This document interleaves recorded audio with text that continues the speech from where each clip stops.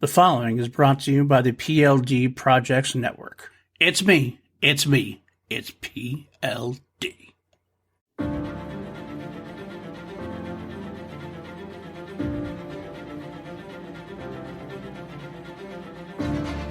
PLD.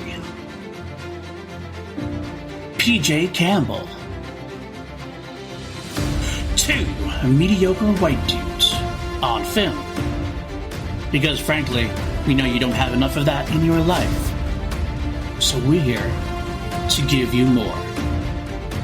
And without further ado, here are two mediocre white dudes on film. I see numbers.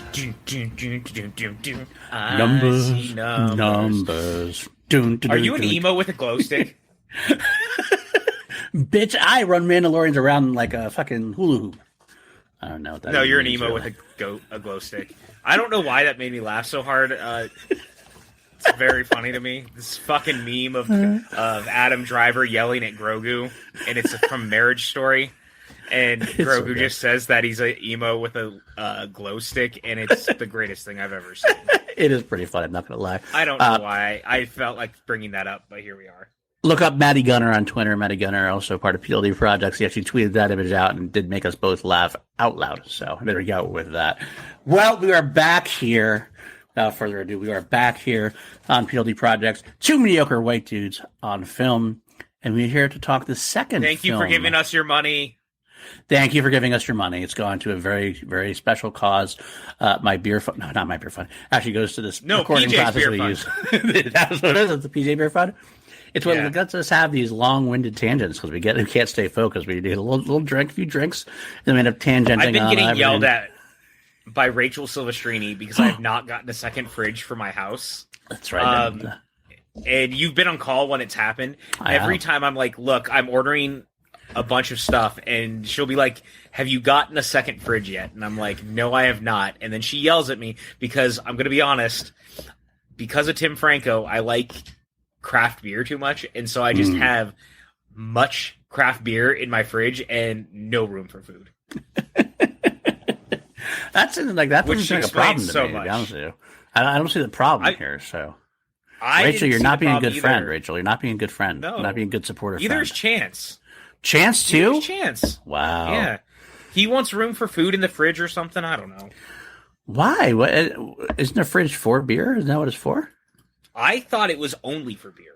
But Yeah, apparently these people say that you need to put food in there and stuff. And it's like, guys, we could just like get canned soup from the store and it's fine. Like, We have get some Grubhub. pita bread. Yeah. We have like, Grubhub. They'll bring us food. there's Arby's down the street. They've got the meats. They got the meats. I don't know. Thank you, Ving Rhames, for letting us know that they've got the meats. Thank you, Ving.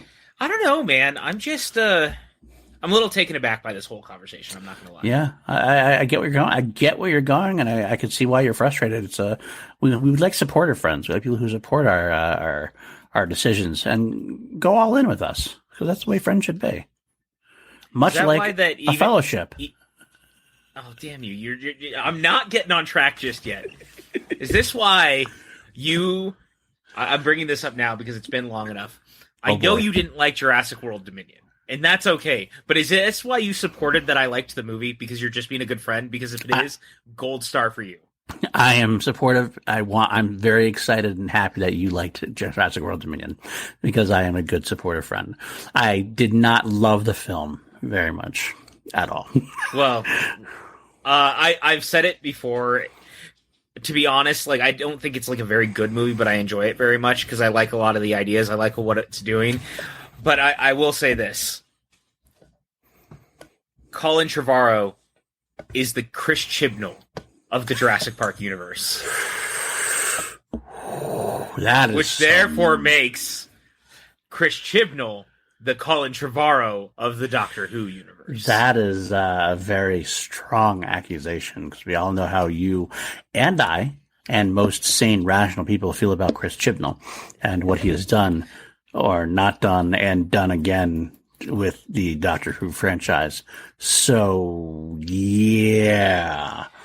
I'm not going to lie to you, too. And in that, this just proved to me why I'm so glad he did not end up doing Rise of Skywalker.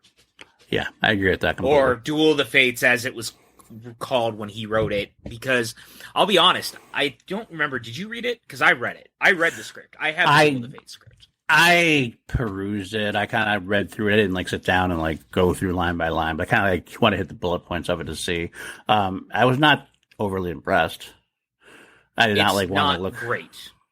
I didn't like that's again. That's why I didn't read it through it. Okay, that's all right, interesting. But there was some good ideas in it, but it's like overall just very middling. I think that there's a world where if they had found a way to find what they did with Rise and what had been written with Duel and found a way to combine them a little bit more if it had more time, I think that would have been the best version of the movie that we could have asked for. Like, there's good ideas. The Coruscant stuff is very good. The Finn stuff is very good, which is barely used in this, but like the whole Stormtrooper revolt thing is very good. I actually prefer the stuff with Hux at this point in Rise, though, comparative to Hux, the secret Jedi fanboy thing, and the Trevorrow one. Like, that was but weird. Trevorrow did have the Force Luke, so credit where credit's due. Haunting of Force Luke is a very good idea. My point in all this is that in watching Dominion, I was sitting there going, he thinks that he's being clever and wrapping up the Jurassic Park saga, and he thinks that he's also proving to Kennedy why he should have done it. And it just made me that much more happy that he was not involved in the end. Fully 100% agree. I blame him for Campbell Scott because Campbell Scott's a good actor. What the fuck is Campbell Scott doing in this movie? Not a clue. Not a damn idea, but he's a great actor in general. He's done I've seen him on Broadway. He's very fine work. He's great. So if he's a great actor, it must be either a writing problem or directing problem, or both. And Trevorrow was involved in both. So I'm blaming Colin Trevorrow for Campbell Scott's disastrous turn in Jurassic World Dominion. As a character from the original film, which I didn't even get. So they fumbled the ball at that too. I didn't even get that until like the second, like my looking while I was looking it up. I'm going to be honest with you. I felt like it was super fucking obvious, if you remember the Dodson thing. Because like that's such a major moment, and they even have him look at the fucking can at one point. Well, that's the funny thing I was talking about when I was watching. Maybe I'm dumb, but like the name didn't ring a bell. I didn't like think about the name. I didn't even hear the name because I was just kind of, okay, this is the bad guy. Instead of hearing the actual name of the bad guy, I just heard this is the bad guy, and I would picture that guy in the first film as just like a runner, like an errand boy for somebody else. I didn't think he was actually like the big wig of that company back in the day. So like, well, he was probably a runner then. Right, which is why, but I didn't see him as a scientist. I felt he was like muscle or like security for that kind of thing. So seeing him as a scientist threw me off track. So then when the shaving cream thing happened, I was like, what a fucking stupidly weird callback that is. Like, why is this even there? And then like that's when I finally put it together. I'm kind of like, oh, this is supposed to be this guy. Oh, okay. And we couldn't have that guy back because of reasons that we don't want to talk about. But yeah, it was just bizarre and it was stupid and I didn't like it. I didn't like it at all. It was reaching to me. It was a kind of fan servicey type. It was an attempt at being fan servicey and an attempt at being the wrong kind of fan servicey. And it didn't even stick the landing for me. So like it failed at every single level for me. I'll say this. This is one of those times where I get to have the conversation about when fan service is actually good and when fan service is actually bad. Because there's no real black and white side to this as people keep trying to say there is. You're right. Fan service is a very important part of all things. Right. Agreed. In a way. But fan service needs to be done correctly in a way that it benefits the story that you're telling. It needs to not be done just to do it. And Dominion is full of fan service just for the sake of having fan service versus the idea of watching a movie and you're like, man, that callback works really well. It's something that Star Wars has done, in my opinion, a very good job of over the years with the rhyming of, you know, it's like poetry, it rhymes, the whole George Lucas thing. Like, some people think it's lazy. No, I think it's fun fan service because it fits into the mold of this idea of things rhyming. Or when a character shows up that you're excited to see. Fan service of all things, John Lestrino will appreciate this, Eva Mendes showing up in the post-credit scene of Fast 5. Yeah, I agree. Yeah, absolutely. Fan service, but it works to the benefit of the story. 100%. Wedge Antilles showing up in Rise of Skywalker, not done that well. Done just for the sake of doing it. Right.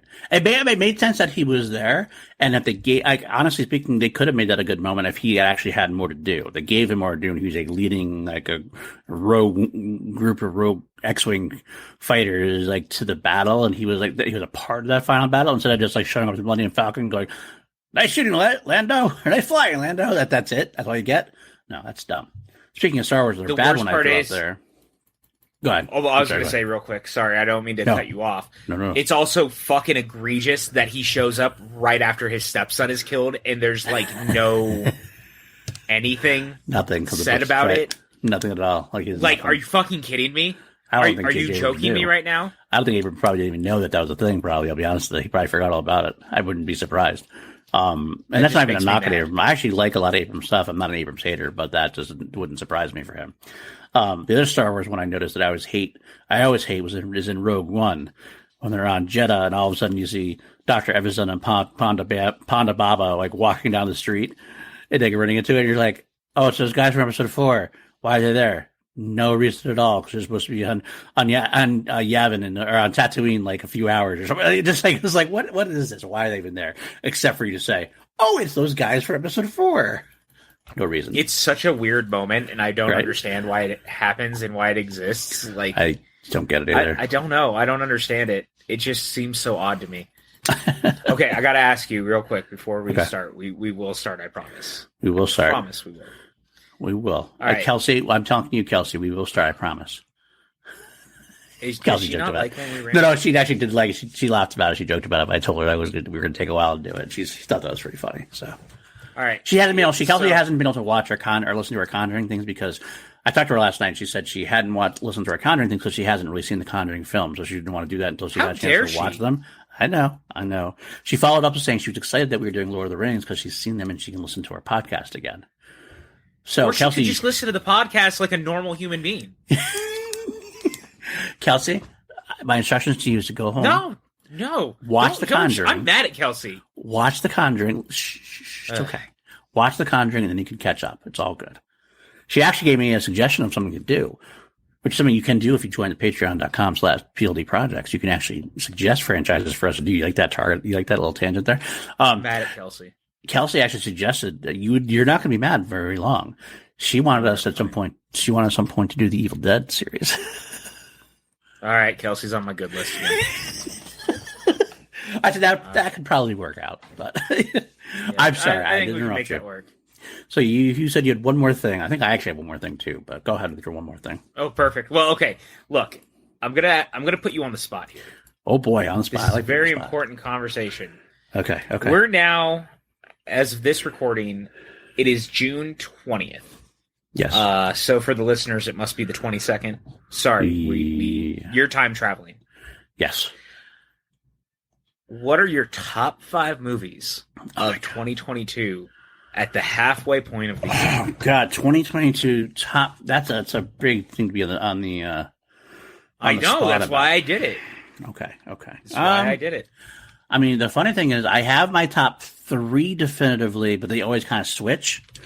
And we both had the same top 3, I think. I think that's probably very, very true. Well, the first one we're going to both mention, I believe, would be for Frank Janish, for the love of Frank Janish. RRR. You're correct, which is my number 2 of the year. Okay, that is your number 2. I think I want to put that at my number 3 of the year right now. Okay. My number 2 is Everything Everywhere All at Once.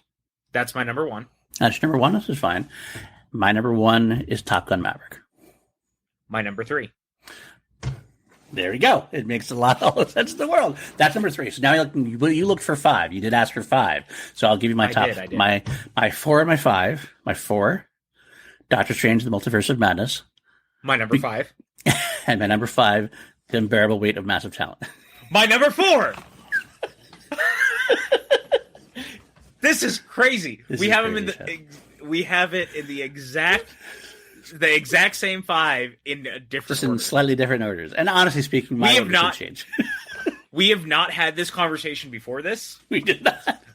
This is not planned. I was just very curious because I started to think about it and I was like, you know how that thing happens where everyone says we're the same?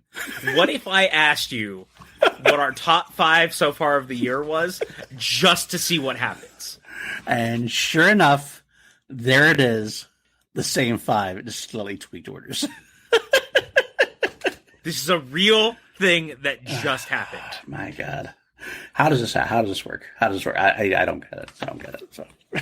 I'm just saying, man, it's really, really incredible. And I'm going to say this too. It's been a pretty fucking cool year for movies. There's a lot of really great stuff out. Like, don't get me wrong, I love my superhero things as much as everyone else. But there's so much more than cape shit in the world, and I've enjoyed this being a year where there's been very light superhero content so far, and so much other stuff that is like actually fighting in the box office and getting like good reviews, and people are going to see things. Like, again, Everything Everywhere All at Once. Indie Darling has made quite a bit of money for itself. Yes, it has. Absolutely. RRR has been made quite the cultural zeitgeist for us at this point. Beyond, like, I'm seeing a lot more and more. I keep hearing things about it, and I'm like, yes. Also, and this, yes, I agree. Also, and this is so random, Jackass 4.5, which is currently on Netflix, because Netflix has done a fucking terrible job letting you guys know that the 4.5 is actually out, by the way. 4.5 should be watched alone for the fact that it chronicles them having to make a movie during COVID. And it is so fascinating to like actually see a COVID film production, especially one with those guys. Yeah, that sounds like a blast, man. I gotta tell you, I have not watched it yet, obviously. So, but I will get on that at some point for sure. Jackass Forever is my number 10 of the year, by the way. Number 10, okay, that's fine. Forever was really good. I've never been a Jackass guy, so I will definitely take that into thing. I'm sorry, I just completely blew up your theory.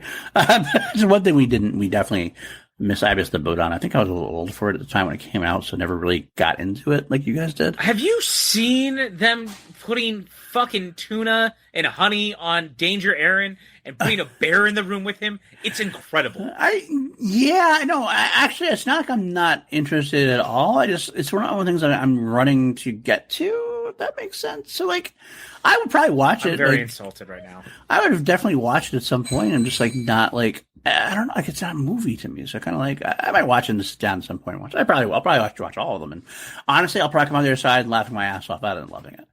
So it's not that we aren't the same in terms of that, because I actually might love it as much as you. I just haven't really watched it. So that's more of an incomplete. That's more of an incomplete than anything else. How about that? Fair enough. All right, I'll give it to you. Okay. Now, my one last thing, you mentioned, I almost thought you were going to go with this when you started mentioning dates and things like that. We got into a little bit of a heated discussion on Twitter the other day, yesterday, in fact. God, you're not bringing this up, are you? I am bringing this up. I am bringing this up now. We're going to talk about it because the listeners need to know. Listeners need to know how much we stan a certain movie.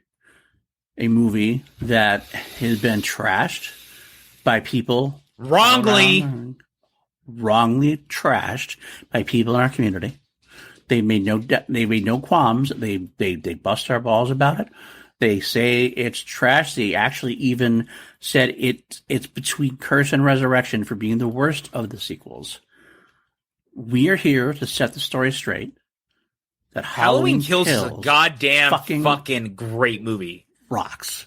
It fucking slays, and you guys are all missing out on exactly what this was supposed to be, and you're missing out on a great experience and a great movie.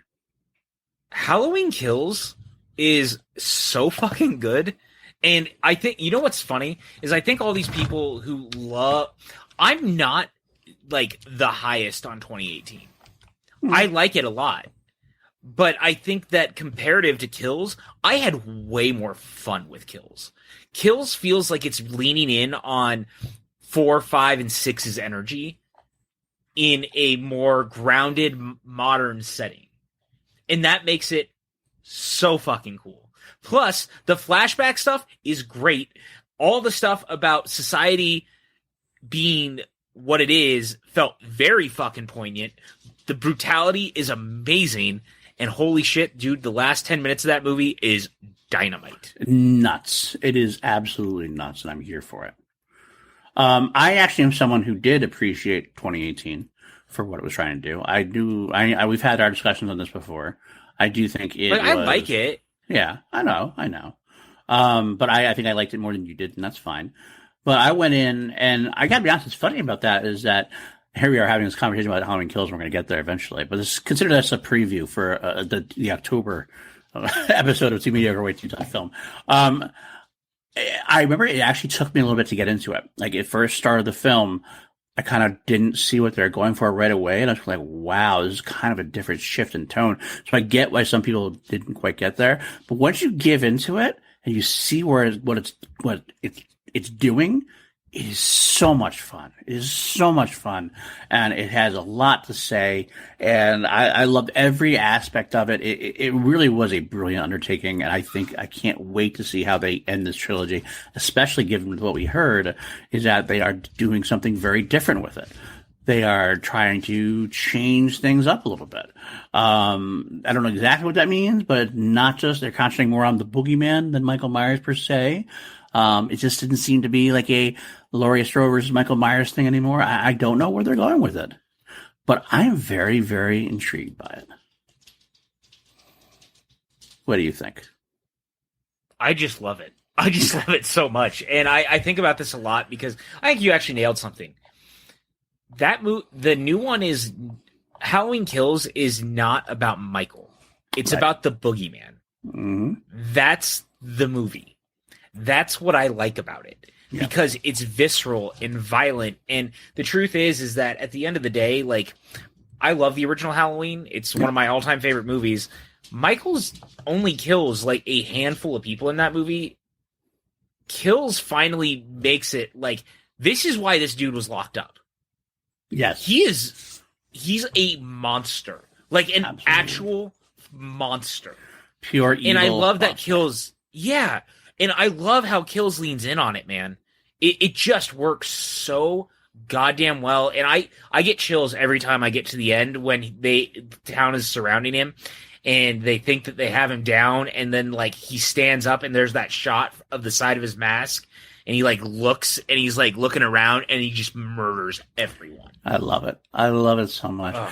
And people say Halloween like they Kills is so good. And the problem with it, and I get what the problem with it for some people. Some people have this like notion that they didn't like any kind of supernatural Michael Myers, and it's definitely lends towards the supernatural because he was obviously over the top the way he got his ass handed to him. When he got beat down pretty hard, and yet here he is at 60, whatever, however years old he is, still able to get up and still able to do what he did. But at the same time, to me, I'm like, well, that's where your suspension of disbelief happened. There obviously is some kind of supernatural element to him. If 2018 was supposed to be about Halloween, the original, Halloween Kills was kind of a love letter to the sequels. So in the sequels, he got really supernatural at points. So that's what you gotta see. You gotta see what it's paying homage to.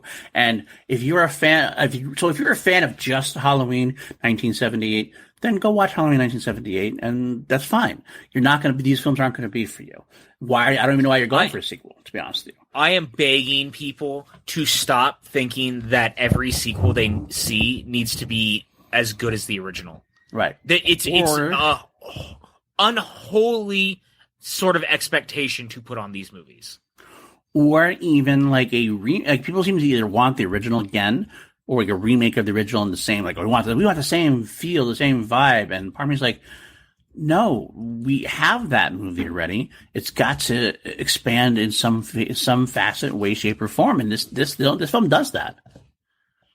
Dude, I really want us to do it. I really want us to be in Halloween at this point already because I just think there's such a conversation to be had about why Kills is actually so painfully misunderstood. Mm-hmm. And I'm not trying to say that people are like stupid for not understanding it. It's not that. But again, I think that people went in with the expectation of it needs to be more like the original in 2018.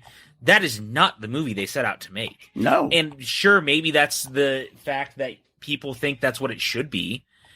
But that's, again, not what they're going for with the movie. You need to meet it on its own terms. I cannot implore people enough to meet movies and television shows on the terms that the shows are putting down, not the thing you want them to be.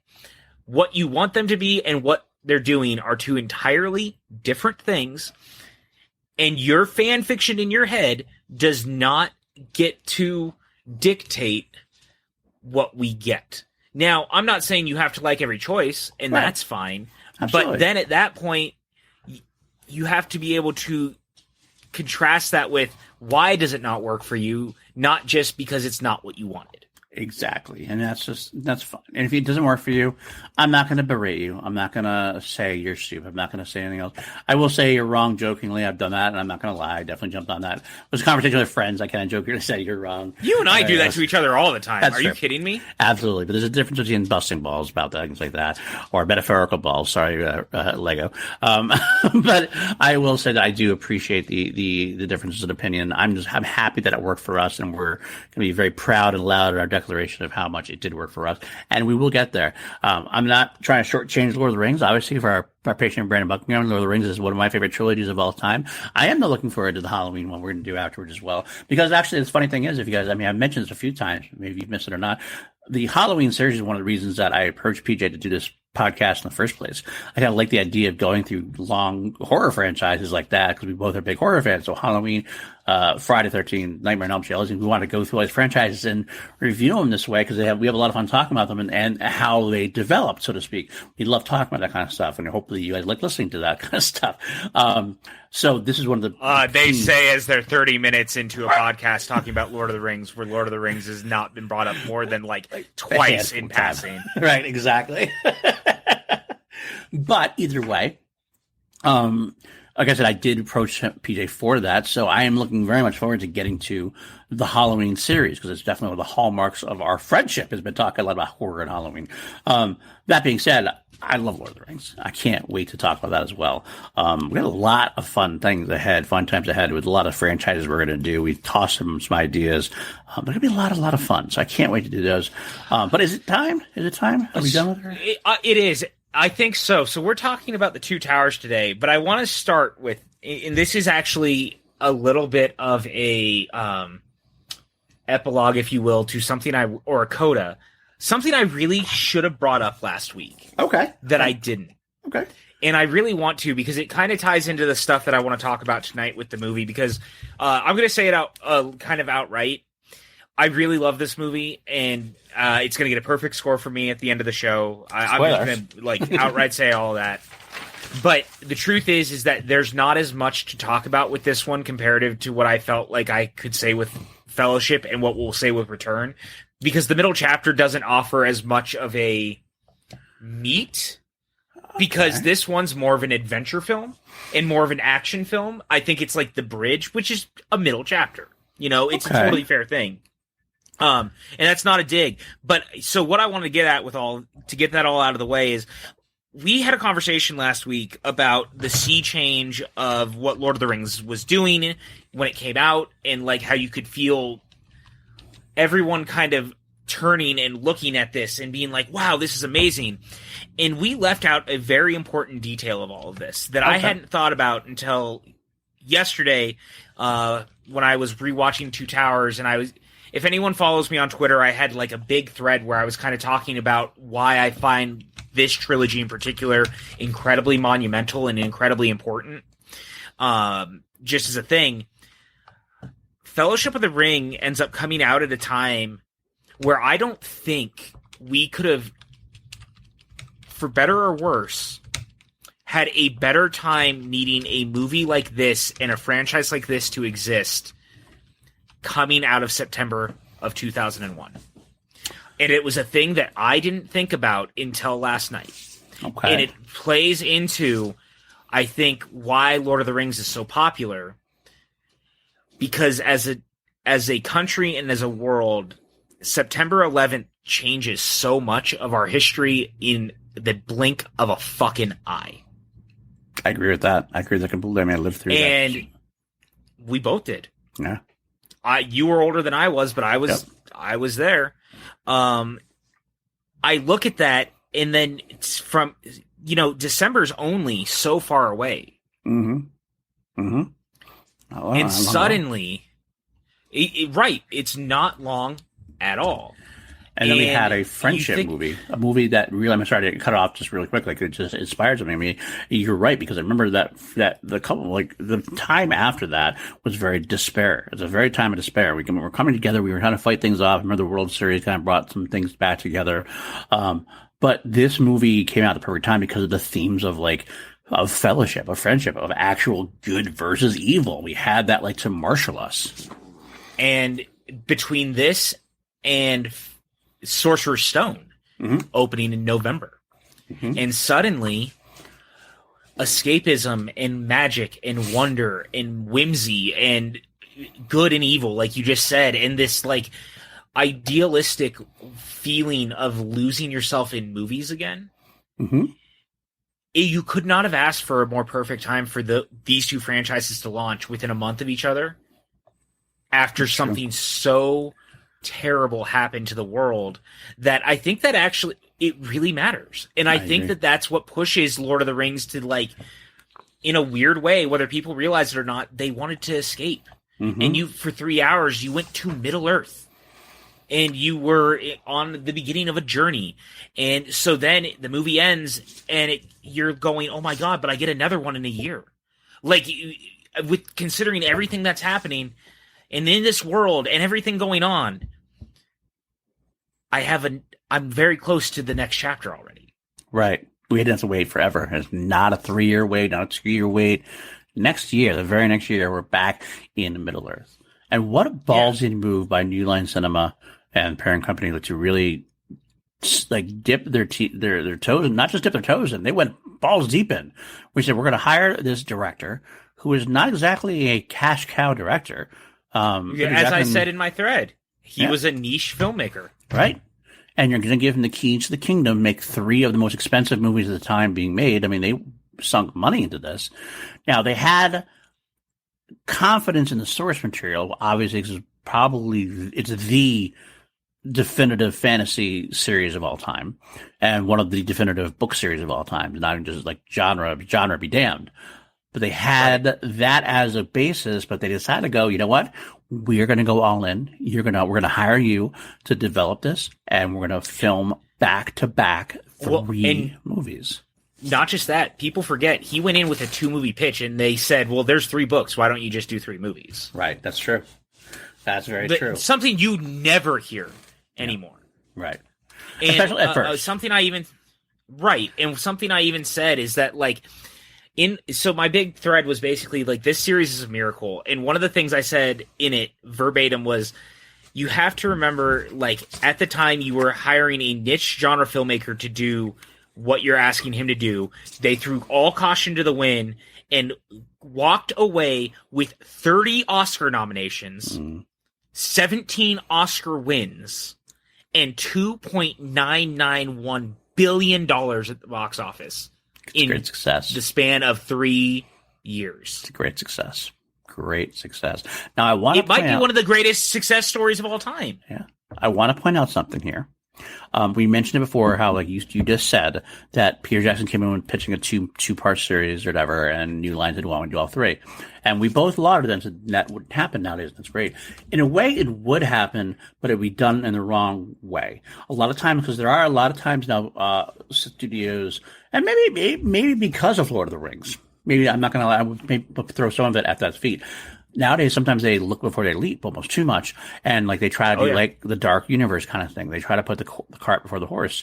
And they try to say, why don't we make this movie and we'll set up all these other different movies and stuff like that. But see, what they did is they took the wrong approach. Correct. They got the wrong approach from, they didn't learn the right lesson. The lesson is Lord of the Rings had a story told. A point A, a point B, a point C. All worked out. with a director who understood the material and was going to go from A to C. That is the kind of thing you can commit to. You commit your resources to that, and you say, this is what we're going to do, and you have a complete story sold. It's not wishy-washy. I'm not going to spend time in Fellowship of the Ring setting up the eventual Legolas and Gimli Disney Plus TV show, the buddy comedies of the Elf and Dwarf comedies adventures together, although now that I mentioned that, I'd watch the fuck out of that. But we don't spend all that time setting it up. You worry about what story do we need to be told. And then at the end of Return of the King, at the end of like the third film in that story, if you want to continue it at that point, then you approach and see what you want to do next. That's the way to do it, though. Unfortunately, they just don't seem to have that enough. They don't have enough. They want too much. Look at what happened with The Hobbit. And I pointed this out in the same thread. The Hobbit gets greenlit 10 years later, but Hollywood's changed so drastically that they force a third film instead of it just being two. Right. And like they create The Hobbit. I'm going to stop you right there for a second. Peter Jackson pitches a two-film series for a 3-book story. And the studio's like, oh, why did you do 3? Peter Jackson goes in for a one-film, two-film. Del Toro. Del Toro. Well, Peter Jackson was involved in production-wise, I believe, wasn't he involved? But Del Toro wrote him. Right, Del Toro wrote him. Del Toro. So two-hitter, and the studio's like, no, we should do 3 out of 1 book. Trust your source material. Trust your source material and do what your source material needs, not what it needs, not what you want to see, and not try to spread it out. And this is exactly the problem with the Hobbit trilogy. Yeah. They don't trust the source material because they ultimately go out of their way to create a Lord of the Rings prequel and not a Hobbit adaptation. And that is the biggest sin of those movies. I have to tell you, we're getting to this one quickly because we're not doing the Hobbit series yet. That might be something we revisit down the road. The funny thing is, I both 100% agree with you and 100% disagree at the same time. I'm feeling very bipolar about this whole thing. And the reason being is, go ahead. Okay, let me make my case real quick, and then you can rebut this or whatever. My bigger thing is I'm not saying it's not interesting. But I don't need to go on a side quest with Gandalf. Seeing these characters that are trying to stop Sauron and do all this stuff before it happens. I don't need any of the stuff with the Necromancer. I feel like I'm playing a side quest in a video game. And I think that Bilbo takes such a massive backseat, and instead of doing the whimsical adventure of a hobbit and some dwarves, we get the epic hobbit tale where the hobbit doesn't actually be the film series' main character. And it's a very odd choice because he starts as it. And then by the time you get to the wholly unnecessary only coda third film that doesn't need to exist, Bilbo doesn't have a reason for being. And it's just so odd. I wish that it was the tonally more like the book adventure series. And granted, I like these movies. Mm-hmm. I'm not saying this as like they're bad. I mean, I don't think they're as good as these, number one. But like, I like the movies fine, but they're not The Hobbit. Here's what I'll say. Let me rebut in a way. Yeah, I think if Guillermo del Toro had stuck around and it became the Guillermo del Toro Hobbit, I think you can get away with exactly what you're saying, and I think it's right they would have stuck to 2 films. And they should have done 2 films. I agree. Even one film could possibly have taken it. Now that would have been a tough thing to do. One film with an intermission. You could do it. One film with an intermission. You could absolutely. Lawrence of Arabia, the shit. Absolutely, you could do it. Once Peter Jackson had to take over, it became a Peter Jackson film, which had to match up more closely with The Lord of the Rings, because you're already automatically inviting the series combination. Because with Guillermo del Toro doing it, you could shift everything and it's like a different, okay, I'm just doing The Hobbit now. When Peter Jackson gets involved, it's the same thing. You have to have some kind of tonally matching thing. And especially once the studio says we want to get more, then you kind of have to fill it with that kind of stuff. And if you're going to fill it with that kind of stuff, you might as well, I don't necessarily mind the adulting it a little bit. Like they kind of brought up the maturity level a little bit in order to match so it's not so disparate between The Lord of the Rings, the adult series, and The Hobbit. I get why they did it. I just think there's a way they could have. I don't love how it turned out, but I love what they tried to do. I love the ambition, what they were trying to do with it. And I think it's the way they should have done it. It just didn't work out because if Peter Jackson, like I want to see the Guillermo del Toro version. I would love to see that. I would really go back in time and see it. I also would like to go back in time and see the complete Peter Jackson version. Like when if he like said, all right, I'm going to do this. And at the start, like not coming in, pinching hit in the last second, give Peter Jackson the time, the desire, and the motivation to do so. Because his motivation wasn't quite there. We all know this now that his motivation was, he was kind of had to he dragged himself in and kind of felt, he felt like he had to a little bit, which you never want to put your filmmaker in that kind of position. And it shows. Right, exactly. He didn't have the same verve at fire.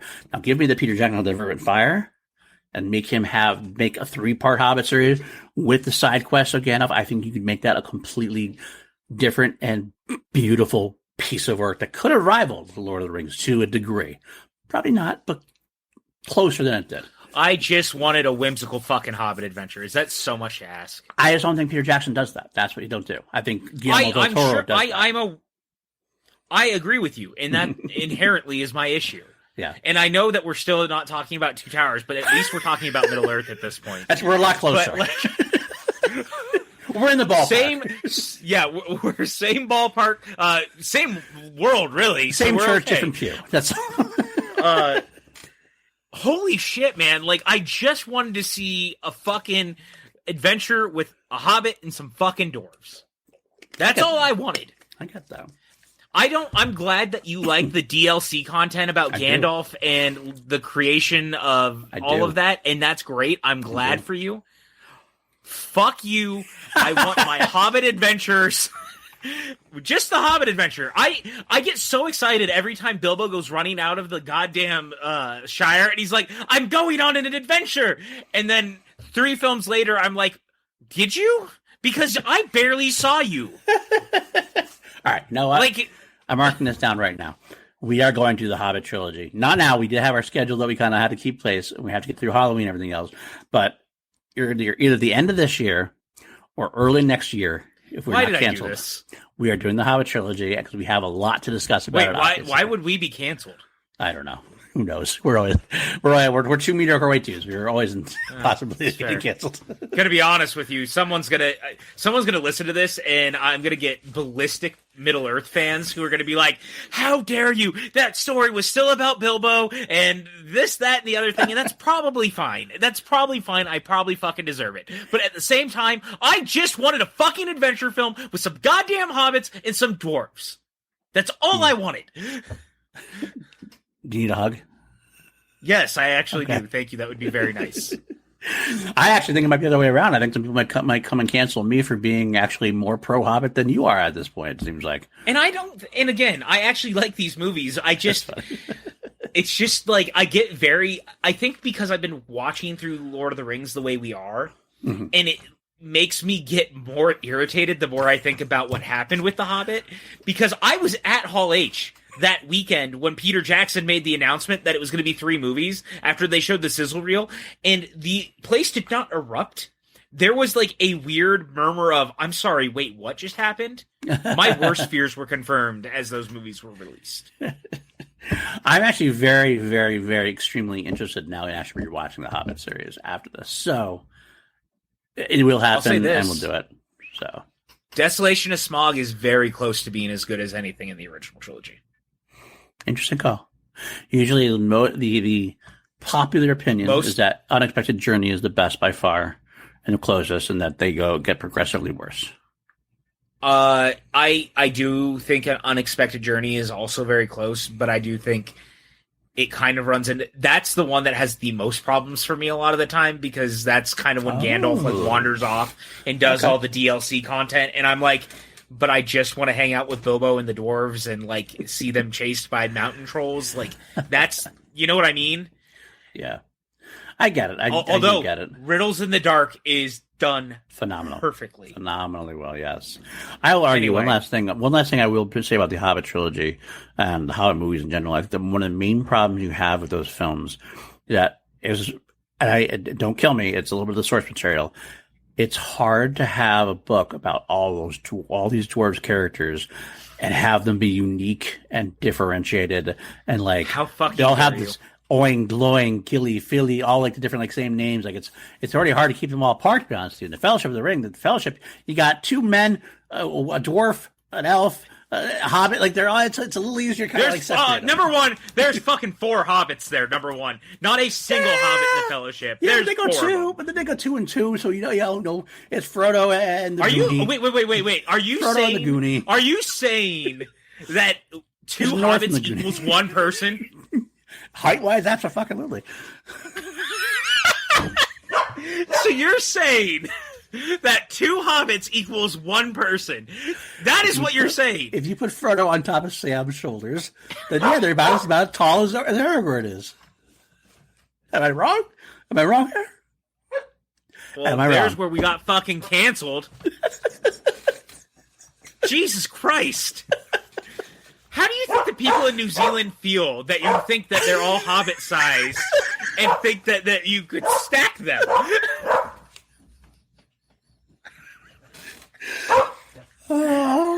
New Zealand is ashamed of you right now, PLD. I'm sorry, Jess.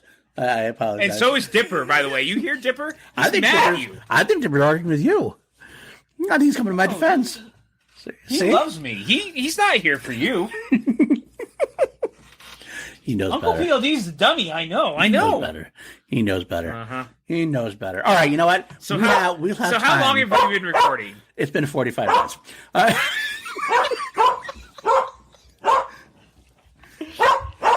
Wow. So, I think it's time we jump into the actual reason why we're here. We tried to do it about a half an hour ago, I think, or 15, 20 minutes ago. But we failed miserably. But now we are here for the Two Towers. This is the second of the trilogy. Once again, I will say thank you, Brendan Buckingham, for giving us giving me 45 minutes to talk about literally anything other than the Two Towers, apparently. I will say it's fun, right? Like I will spoil it too. We're spoiling both this. It's a perfect movie for me as well. I definitely have it as an 11 out of 11, just like you do.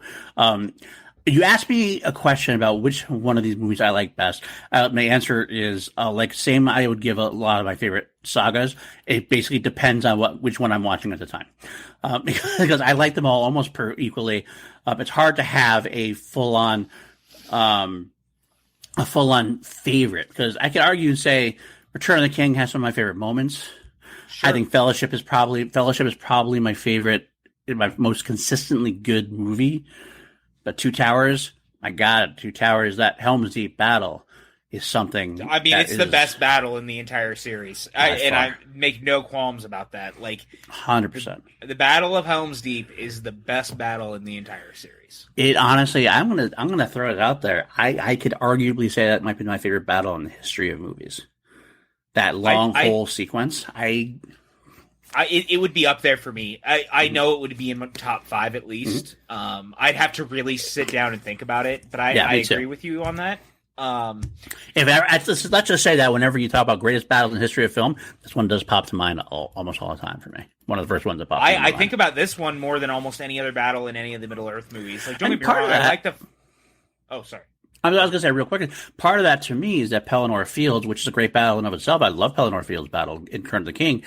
It felt a little... I don't want to say... I don't want to kill when I say this, but a little bit of a retread to a degree. I felt like there was a great battle, but like after Helm's Deep, it's kind of like, okay, so we're going to get another big battle, and it's going to be really cool. But the Helm's Deep was the first one that was really this shot this way, filmed this way, and was successful like this, right? And the whole everything about it. And a lot of Pelennor has some of the similar beats to it, so to speak. I'll say that I'll never forget the first time that I saw Two Towers in theaters, and it's the scene at night and after the elves have arrived. We're just going to be jumping all over the place, I feel like, tonight talking about this movie. So, after the elves arrive and say, we once fought by the side of man, and it's like that beautiful moment with Aragorn, and like all this plays out, and they're there, and it's starting to rain, and you see the Orcai, as they are like marching upon Helm's Deep. You're just hearing Dude, in the music, just like Howard Shore's score is just so incredible. And I remember watching it for the first time, and it was one of the first times I was 12. Like, remember this, I was 12, just for perspective. It was one of the first times I remember being so blown away by the thing that I was watching in the theater that I couldn't believe it was real, and that these were like people on a set, and these were extras. Like, I watch it at home and I still get chills. That's how good it is. But like in theaters, the first time, just monumentally breathtaking. Like, it rivals for me, and this is going to sound really random when I say it, but I think you'll understand. It rivals the first time I saw the pod race sequence in Phantom Menace. I was 9. Yeah. And I think that, like, no matter what you say about Phantom Menace, I would argue that the pod race sequence in that movie is one of the all-time great blockbuster sequences ever put on film. 100%. Absolutely. It is so thrilling. It is so fun. It doesn't matter how you feel about the movie. The pod race sequence is remarkable and just is some really incredible filmmaking. That is what I got here watching the Battle of Helm's Deep. And that's a weird comparison, I know, and I know someone's going to be like, pardon the fuck, what did you say? I get where you're going with that. I completely see that. I fucking love Phantom Menace. I love Phantom Menace, but there's a lot of stuff I really love about it. The pod race sequence is on another level.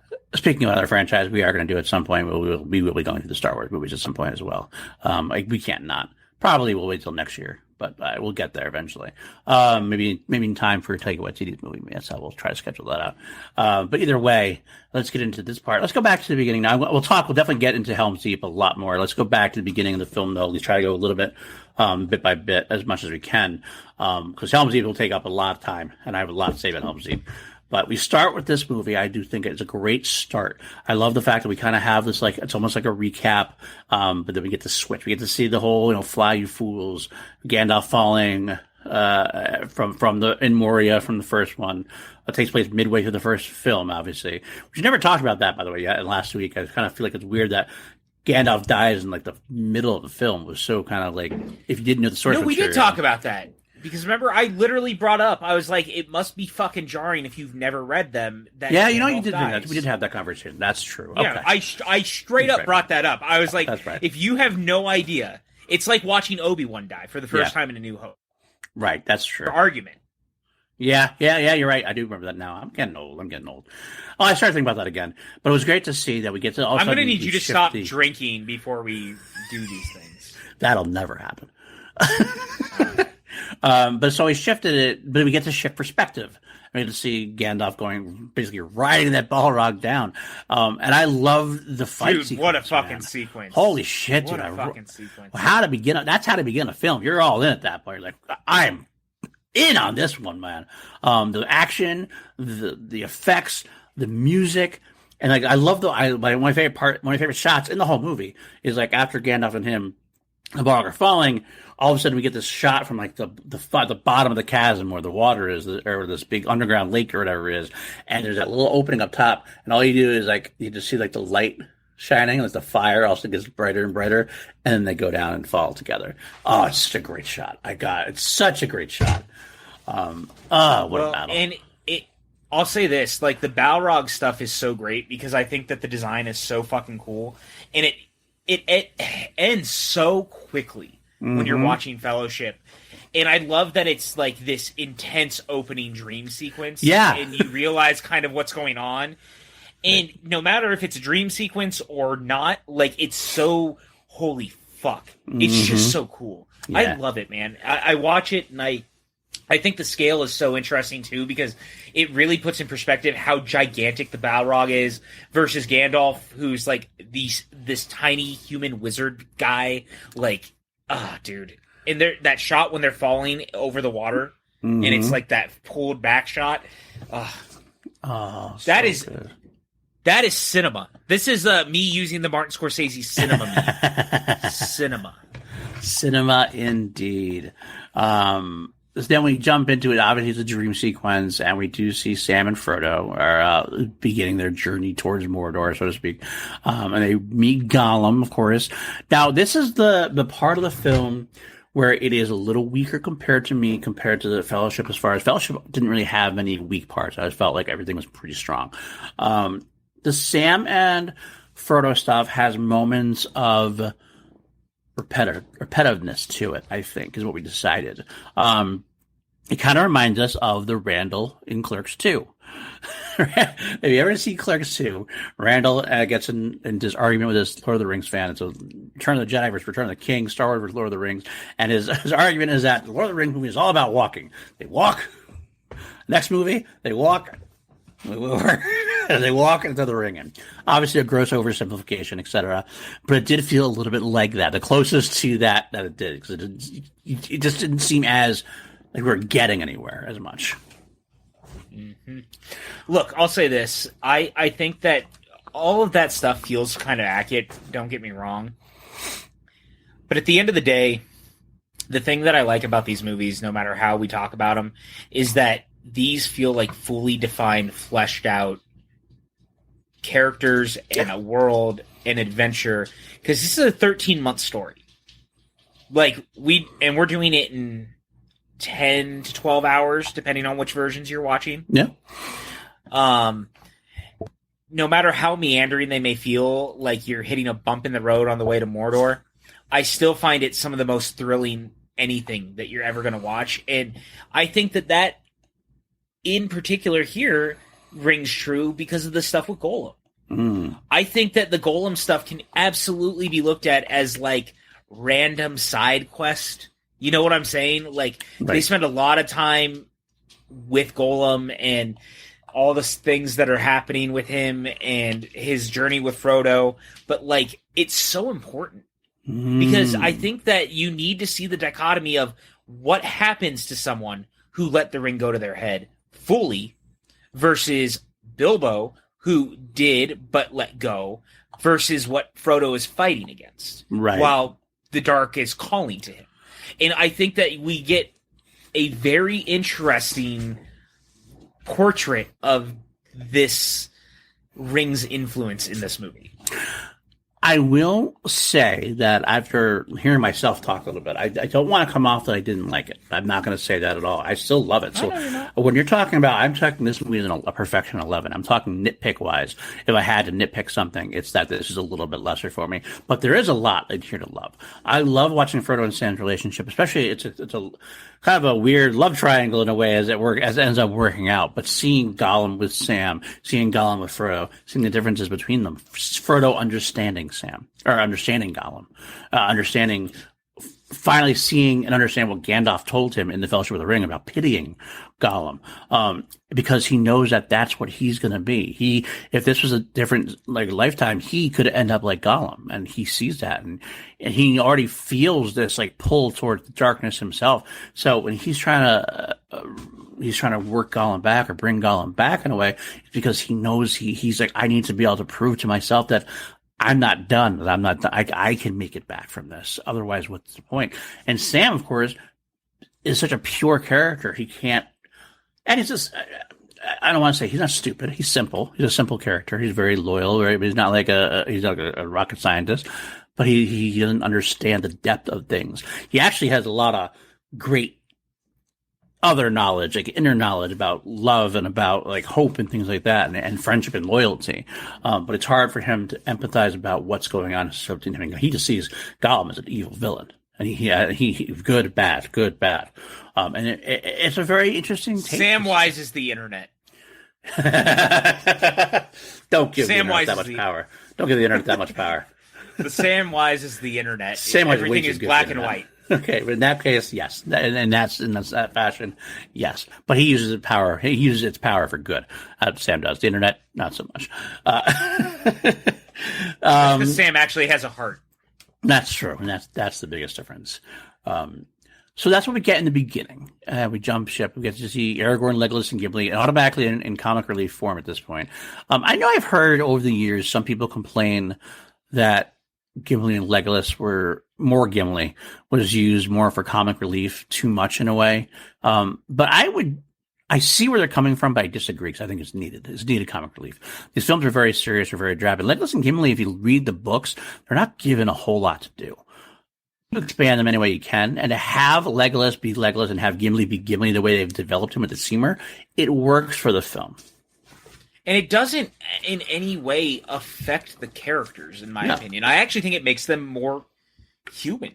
Enjoyable. Because here's the thing, like, these are, you just said it, these movies are very serious. Again, Lord of the Rings versus The Hobbit are very different tonally, book-wise. Mm-hmm. So I was glad that they took moments where there's so much tension and drama, and you can add a little bit of comedy. Like, look, I love The Godfather. There's moments in The Godfather that you need levity, and they have it. There's always little lighthearted moments.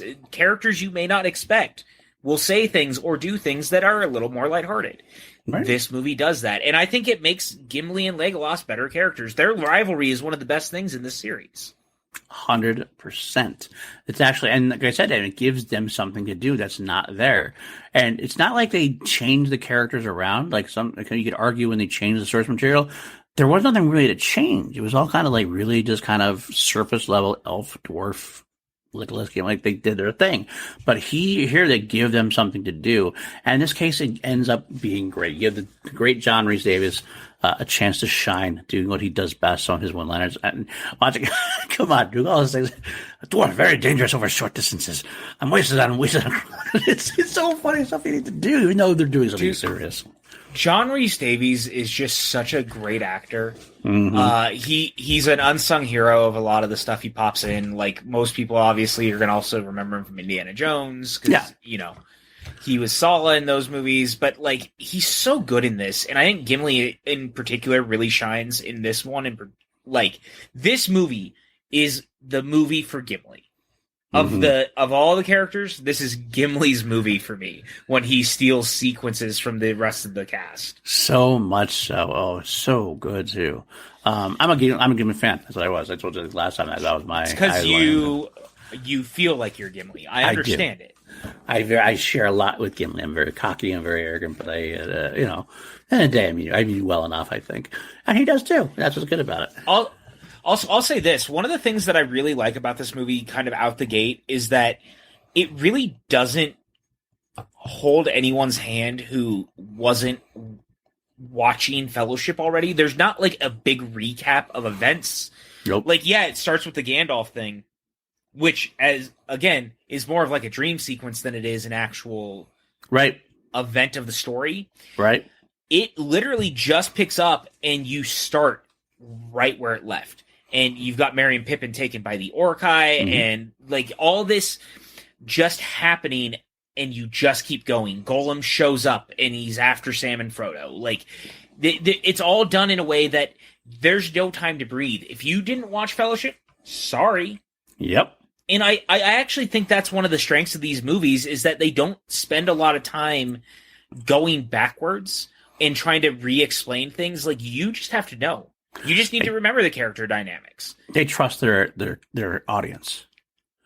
Which is something I wish we could do that more. That's what I'm saying, which we don't get that. I mean, we just had this big discussion about Knives Out 2 because we didn't trust our audience.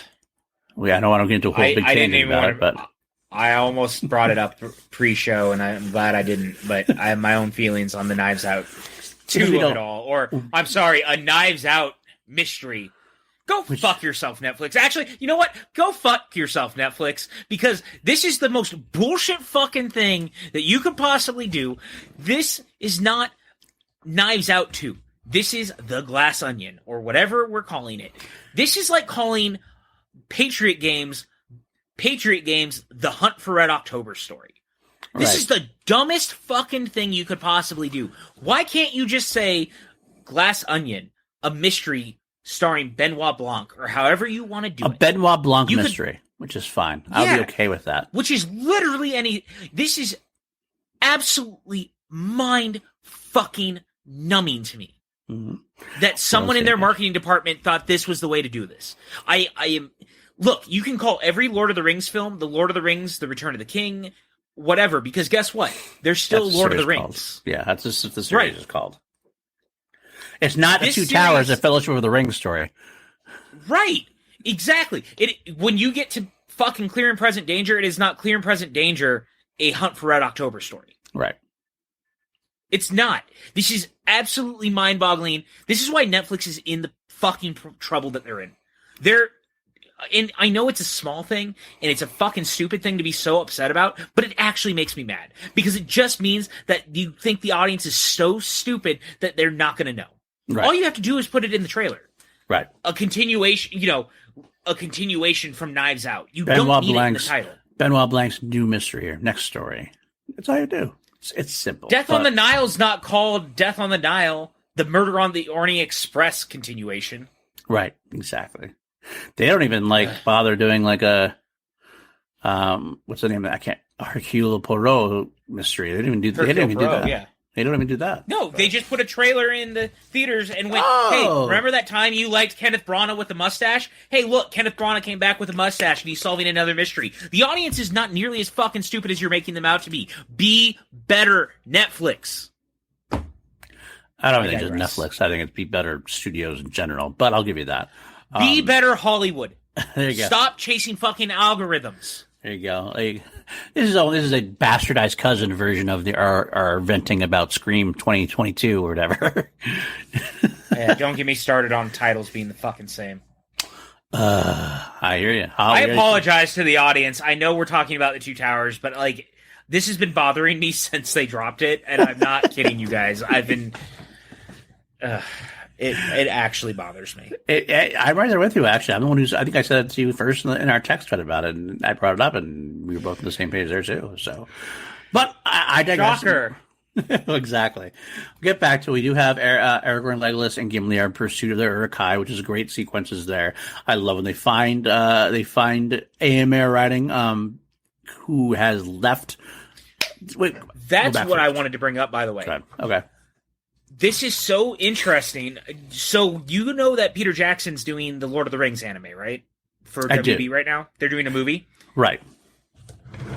Éowyn's back. Miranda Otto is voicing her in it.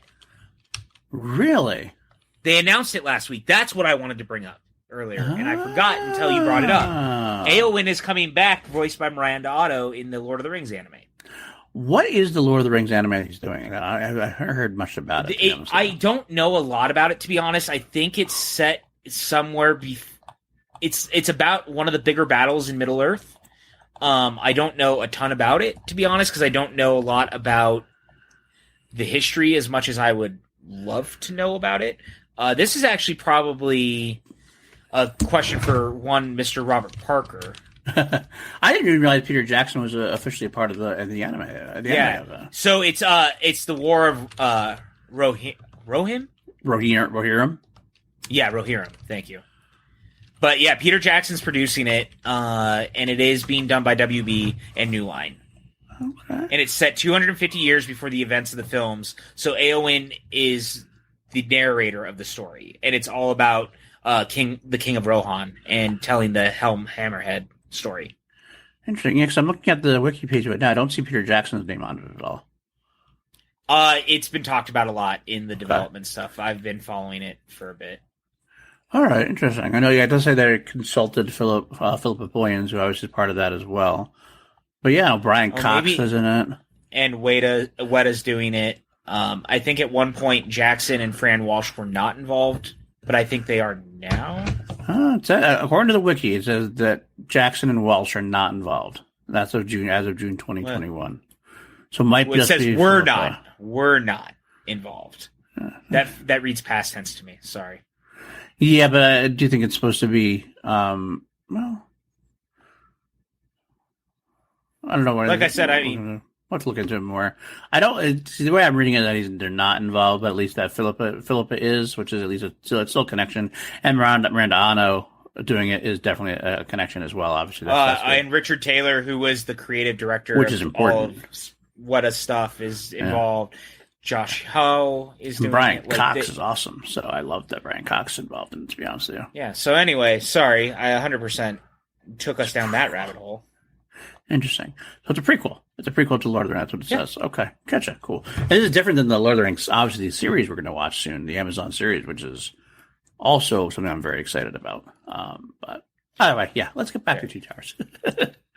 What were we doing? Oh, so Sorry, internet. that's all right. Yeah, sorry guys. We did this. So we had the first sequence where we meet Green Man Wormtongue and the bedeviled Theoden King, and he kicks out after the extended edition. We get to see that King lost his son in a battle. They bring his body back, but he's not quite dead, but he's pretty much dead at that point. And Aemir gets kicked out because Green Man is using this to solidify his power.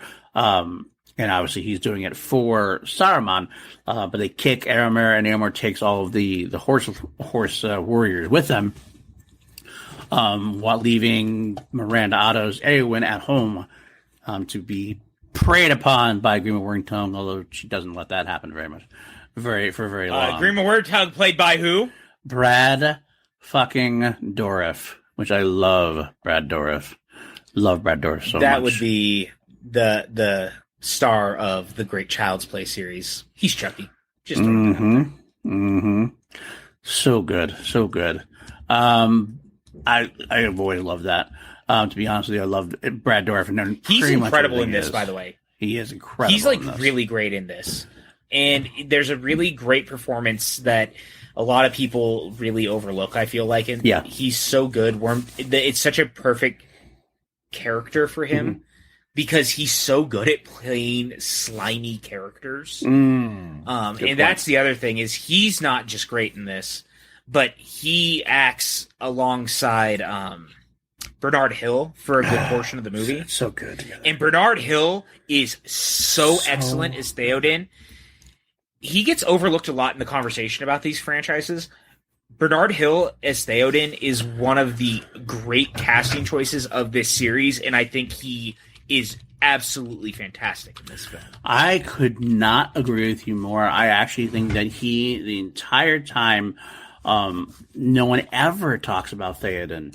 I read an article, I was doing research on this, and the article was on Tor.com from October 2021.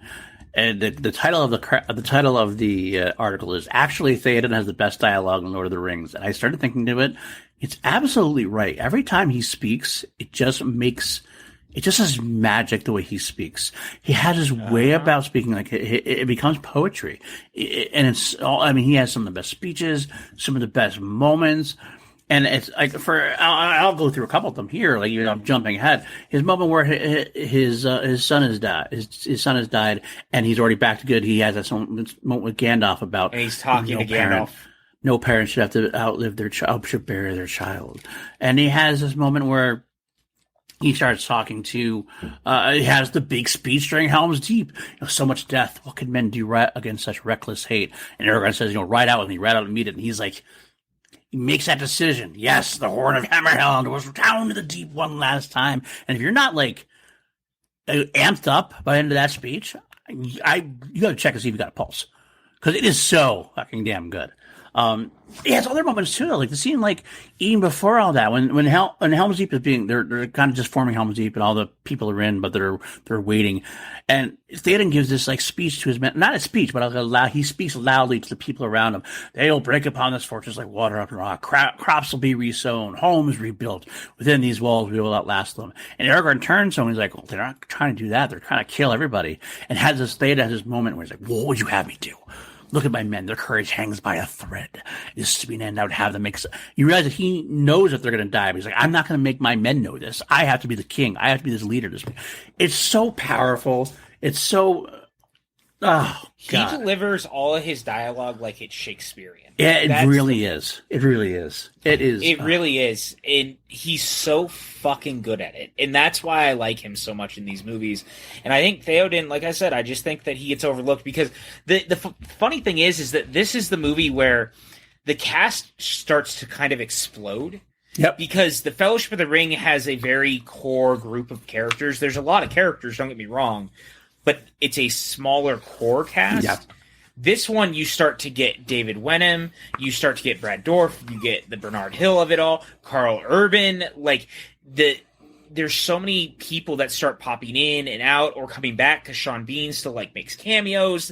This movie's big. Mm-hmm. There's a lot happening. Plus, I'll say this: Merry and Pippin get way more to do in this movie, especially the extended edition. Mm-hmm. Plus, you got Treebeard, and that there's all these things that are going on. That it's a big movie. I know I said that there's not a lot to talk about meat wise, and maybe I'm a little wrong in saying that, but like it's more that it's expanding outward. Though I don't think it's story wise as deep. I think it's character wise deep. I agree. Does that make sense? It makes a lot of sense. Fell deeds awake. Now for wrath. Now for ruin. And the red dawn. Oh, God. I just had to say that one again. Sorry. I was listening. Good. No, why are you?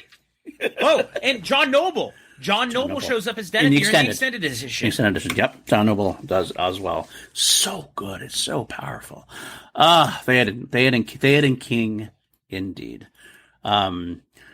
But we jump ahead because we're so excited. we don't get the Theoden yet because he's still the dupe at this point.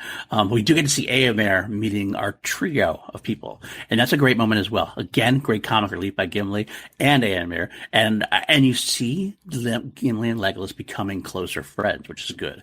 Like they had that rivalry at the beginning, which was very much. It was starting to warm by the Fellowship, like after Lothlorien, you kind of see them both kind of like when Gimli took the hair of Galadriel, and Legolas was kind of like, yeah, all right, cool. But here, like, you see how tight they are. When Gimli makes his little trash talking to Éomer talks back, and Legolas is like, yeah, bow out, you'll be dead before your strike falls, because they're brothers already. And it's like I could make fun of him, you can't make fun of him, kind of thing. and I love it so much. It's just so good. And I'll say this too: I love that during this they're still trying to find Merry and Pippin, and there's that great flat like Aragorn doing the tracking because that's what he's known for doing, the Ranger. Like, yeah, just all of that sequence of him. Us seeing kind of the flashes of what had happened and like Gimli and them kind of feeling like they lost them and they're so sure that they've lost the hobbits. There's an actual kind of heartbreak to it because they've already had to say goodbye to Frodo and Sam. 100%. It's a sad moment, but that's what they can do because they felt helpless. They felt so helpless, but this is something that they can do. They can't go get Sam and Frodo at this point. They can't do it because that's Frodo needs to be on his own. But what they can, they're going to do what they can do, which is find their friends. And, of course, we'd be remiss if we didn't mention this great sequence of acting between, Viggo Mortensen when he kicks the helmet and actually breaks his foot. Yep. And he yells a scream out. And it's caught on film. That's a real pain. God, because he really broke his toe.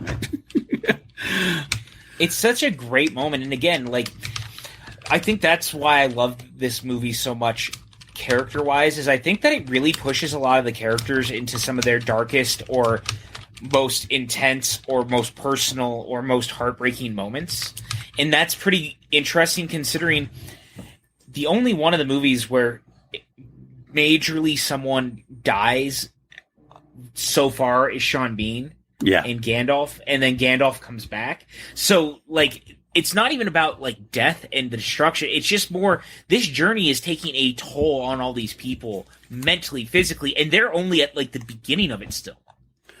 Right. You're absolutely right. You hit the nail on the head there. I mean, we've got a long way to go. And already you see Aragorn almost despairing when he can't find them, when he thinks he's lost them. You see Legolas confronting death the first time. And like, he confronted the first time with Sean Bean's death, Boromir's death, but then he kind of kept going. He's like, wow, I might lose these guys too.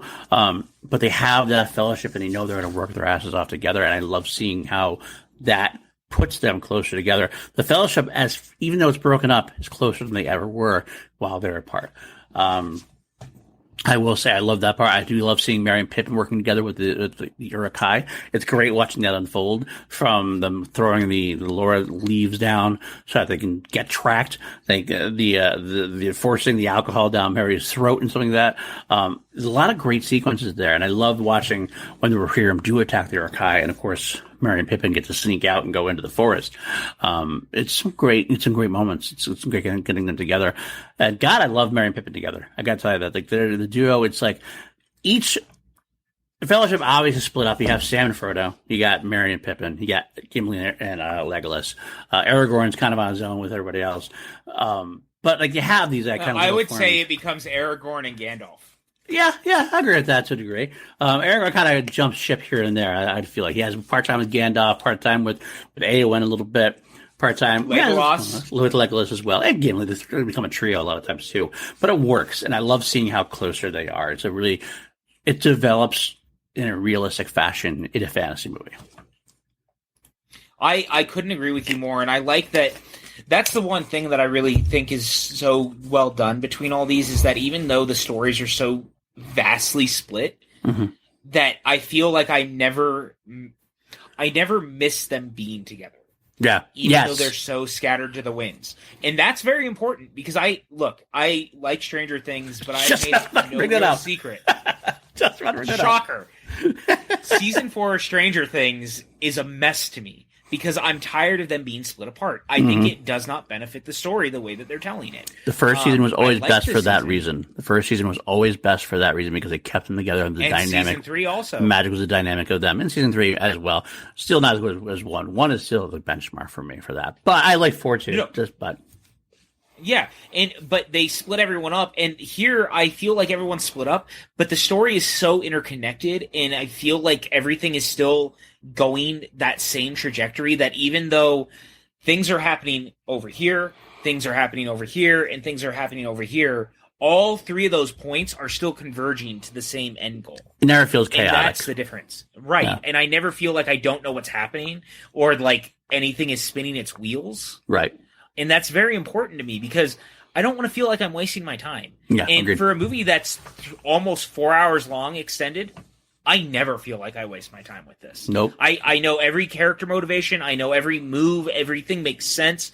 And to your point about Merry and Pippin, they were so good in this, and they get so much to do. The extended version gives them a lot more to work with, which I've always really liked. Their entire dynamic with Treebeard is so great. Yes. Which again, John Rhys Davies is also the voice of Treebeard, and he's very good in this.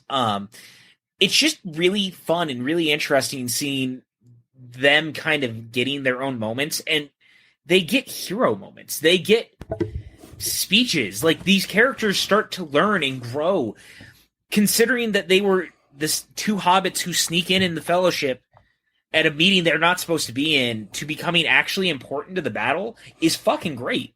Oh, man, because they are the most innocent creatures at first. Of anybody else's innocent. Frodo's They're like innocent. me. They're me. I'm yeah. Merry and Pippin. I'm Merry and Pippin.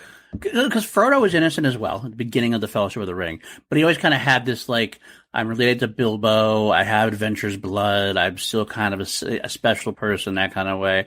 And Sam is too, but Merry and Pippin were, like, the more of the epitome of the Shire. And so when they develop, and Merry develops a little quicker than Pippin does, but I'll jump ahead. I love the fact so much that you get the whole thing with Treebeard and Merry getting upset because Treebeard and the Ents take too long to talk. It's always like, we've just said good morning or whatever. And Merry's like, we gotta fucking decide on this war. And Pippin's always very positive. And like, wow, that's good. We're not orcs. Oh, good. That's good. Oh, that's good. And he's like, oh, at the same time. But at the end, Merry gets more and more upset. But whose idea is it to have Treebeard turn around and have Treebeard walk by Isengard so he sees the damage? It's Pippin. And it's a very important character moment that Pippin makes that decision and brings it all together. It works so well with characters. You got Merry showing his anger and showing his already, I'm all in with this, and then Pippin finding his way there and being clever about it. I love it so much. I just want to shout out the fact that this is me jumping way fucking ahead. Mm-hmm. I'm also very happy that they gave Merry and Pippin a chance to get stoned at the end of the movie. And Treebeard being absolutely mortified by what's happening. It's a great moment towards the end of the movie where they're smoking the leaves and Treebeard's just standing outside going, I'm sorry, what is happening? As smoke and giggling comes out of the room, and it's just so good. Well, I love that. Actually, I'll jump ahead to might as well we're there. I love the lines like, well, should we share it with Treebeard? And Merry's like, no, I mean, plant, leaf, might be a dead relative. Oh, don't be hasty. And he like hits his nose like Tom Baker in Doctor Who. And it's so perfectly done. Their interactions are great. Treebird's interactions with him are great as well. And that's another thing, like you said before, John Rhys Davies obviously voices Treebird as well, so he does double damage in this film. And it's great to watch. It's so good to watch that. It really is, dude. Again, I'll say it. We said it last week. There's really not a better gold standard for casting than there is with these movies and Harry Potter. I think that the two franchises that, at the end of the day, were absolutely perfect in their casting. 100%. 100%. I couldn't agree with you more. Oh God. So we do get the idea that we get Aragorn and they meet Treebeard and everything else, and we get to see that they can't do anything else, so they're going to go. Aragorn and company are going to go to Rohan and go back and meet them. By the way, and I love this is one of my favorite shots of Rohan is when Miranda Otto has her moment and she walks out and sees them coming from afar. Oh no! I skipped something. Totally skipped it. Got to talk about the return of Gandalf. Oh yeah, I guess we should talk about the fact that Gandalf has returned. Gandalf returned.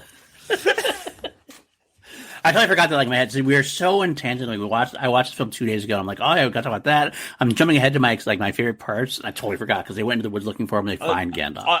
Again, as we said last week, unlike the other movies, because they're easier to break down because they're anywhere from 90 minutes to 2 hours.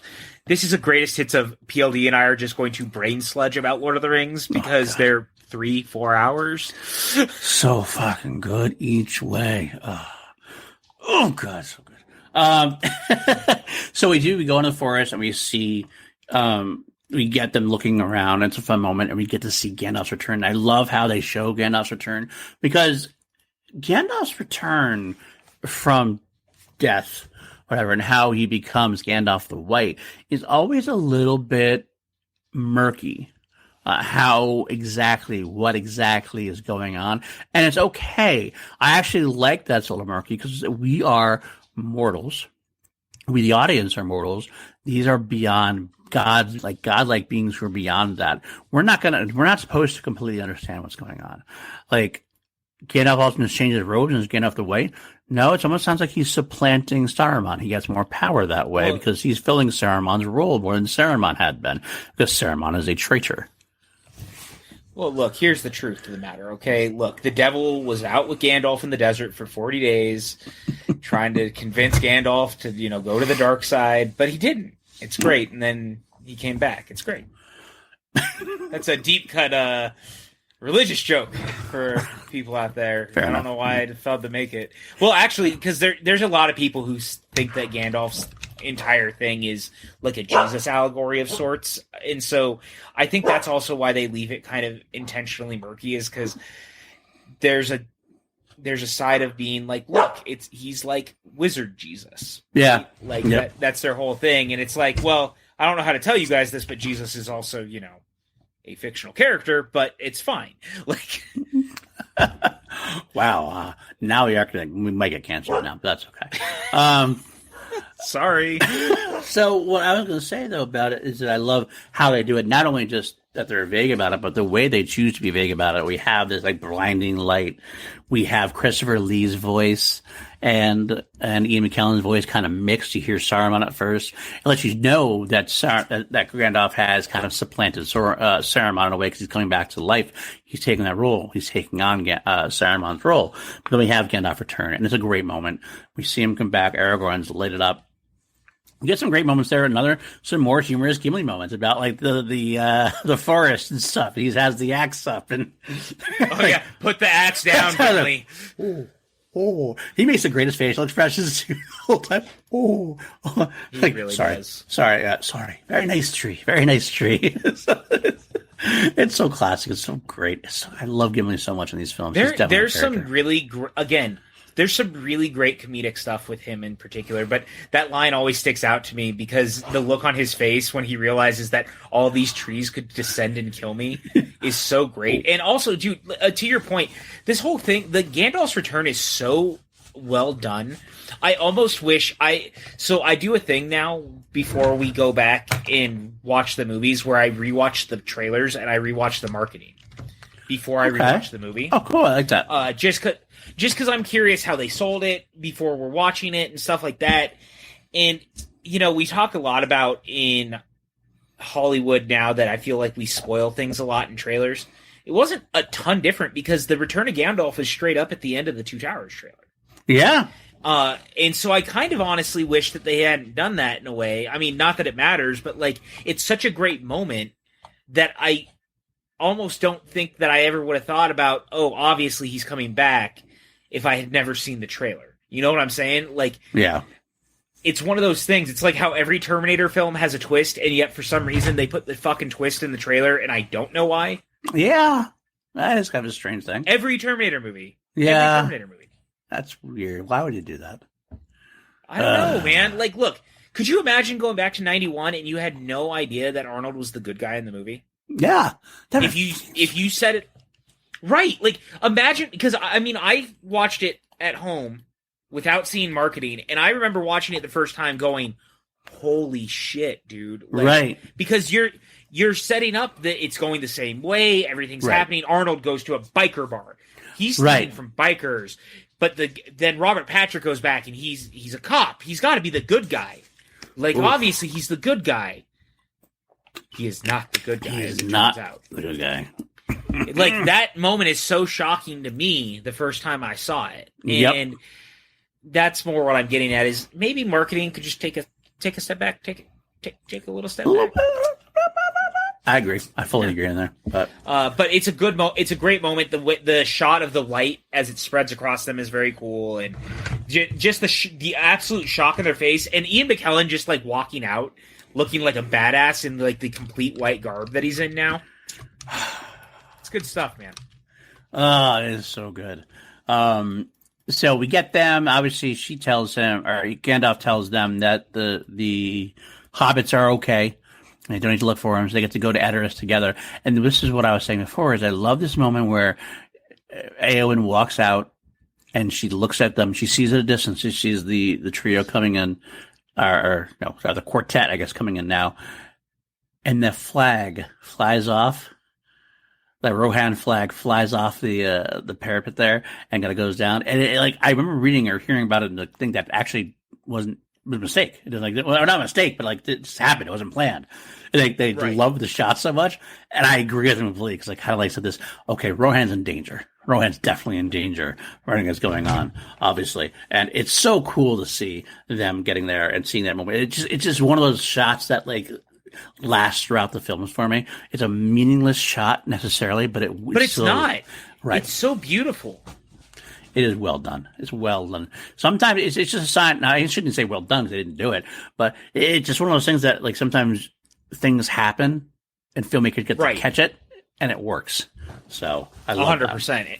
I love that too, and I thought that they really capture that moment well here. And that's kind of, I'm going to say it now, I think that's just kind of this movie, is that it feels like a bunch of really perfectly captured shots all the time. Like, it's the best way to describe it because, again, there's no beginning, middle, and end to this movie, right? Yes. The middle part of a bigger journey. So everything about this is that you just have to be a great movie to get us to the next movie. Yes. And I know that it sounds silly, but it's true. That's just what it is. So good. And I think that moments like that are why we keep going back to this and being so wowed by it every time we watch it, because you find little things. Again, the Gandalf thing, right? Gandalf's return. It's just like there's something about that shot that is so entrancing. Every time Golem, every time he fights with himself. Every single time. And it shouldn't work, right? It shouldn't work. It should be cheesy. Right.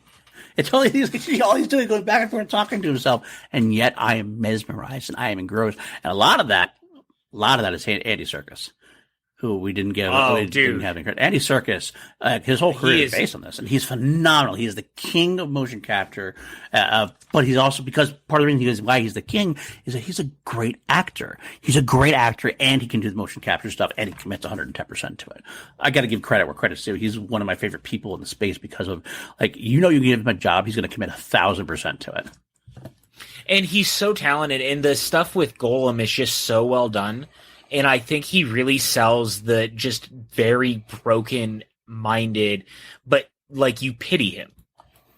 And it's such an incredible performance. The way he acts off of Samwise and Frodo, like it just feels so real, and it's special. It's just really, really special. It's a one of a kind of performance in the same way that his Caesar is a one of a kind performance. Everything that he touches feels very one of a kind, which is why I wish he had had more to do in the Batman.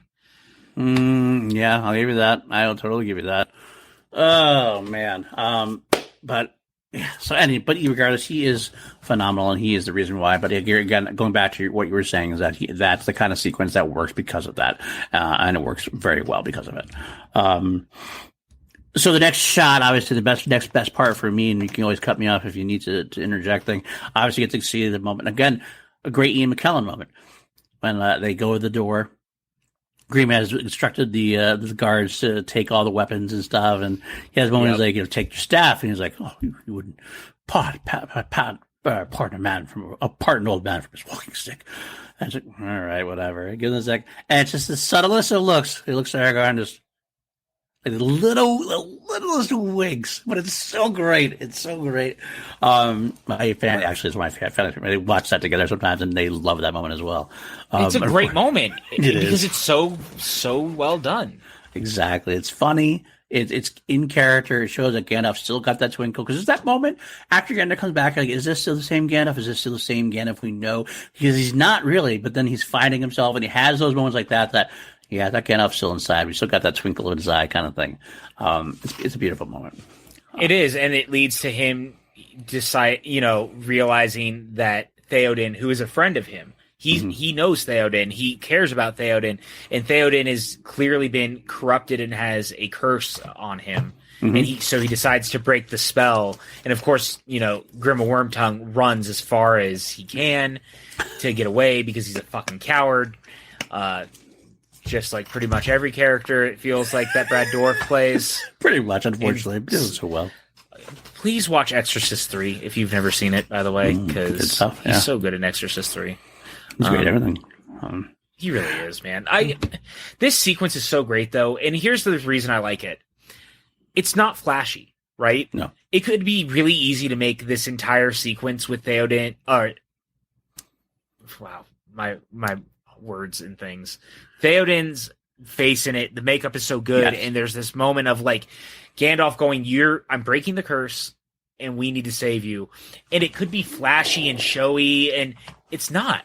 No. It's really not. Like, it's a very simple sequence, and I like that it really has to do with the way the camera sits, or just the look on people's faces.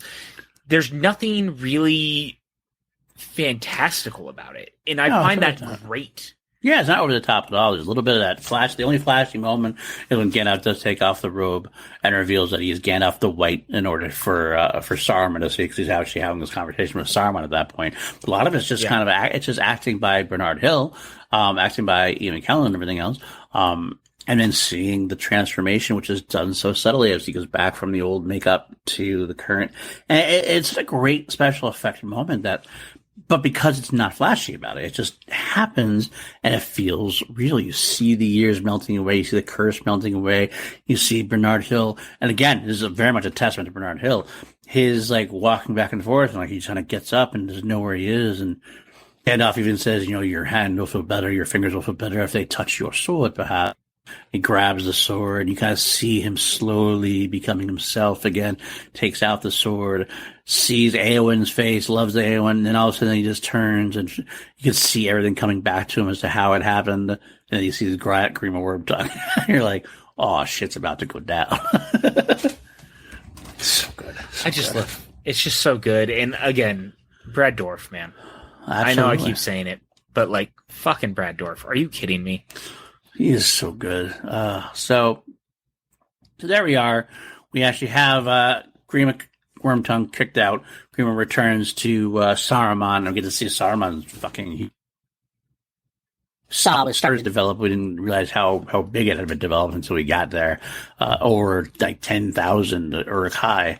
And he has that moment, a great moment where I realized it has the moment with I'm probably skipping ahead, but the introduction of gunpowder or cannon powder, or whatever, into Middle Earth, which obviously had been there before.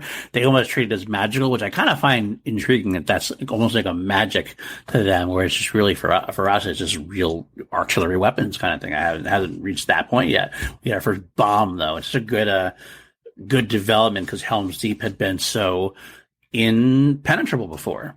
I love that part of it as well. But then we also have, that's when Theoden decides, they have this moment where they decide that they're going to go to Helm's Deep rather than face open war, because the armies of Saruman have already started burning the west fold, burning all the villages, the towns, causing people to run towards Rohan, the Rohan kingdom itself. And they decide they're going to flee to Helm's Deep instead of fight, even though it's against the wishes of Gandalf and Aragorn. Really, they really think that they should stand and fight their ground. And but Theoden makes his king-like decision, because that's a great sequence of acting between the three of them in a way. I love the decision to go to Helm's Deep because he's going to save his people however he can.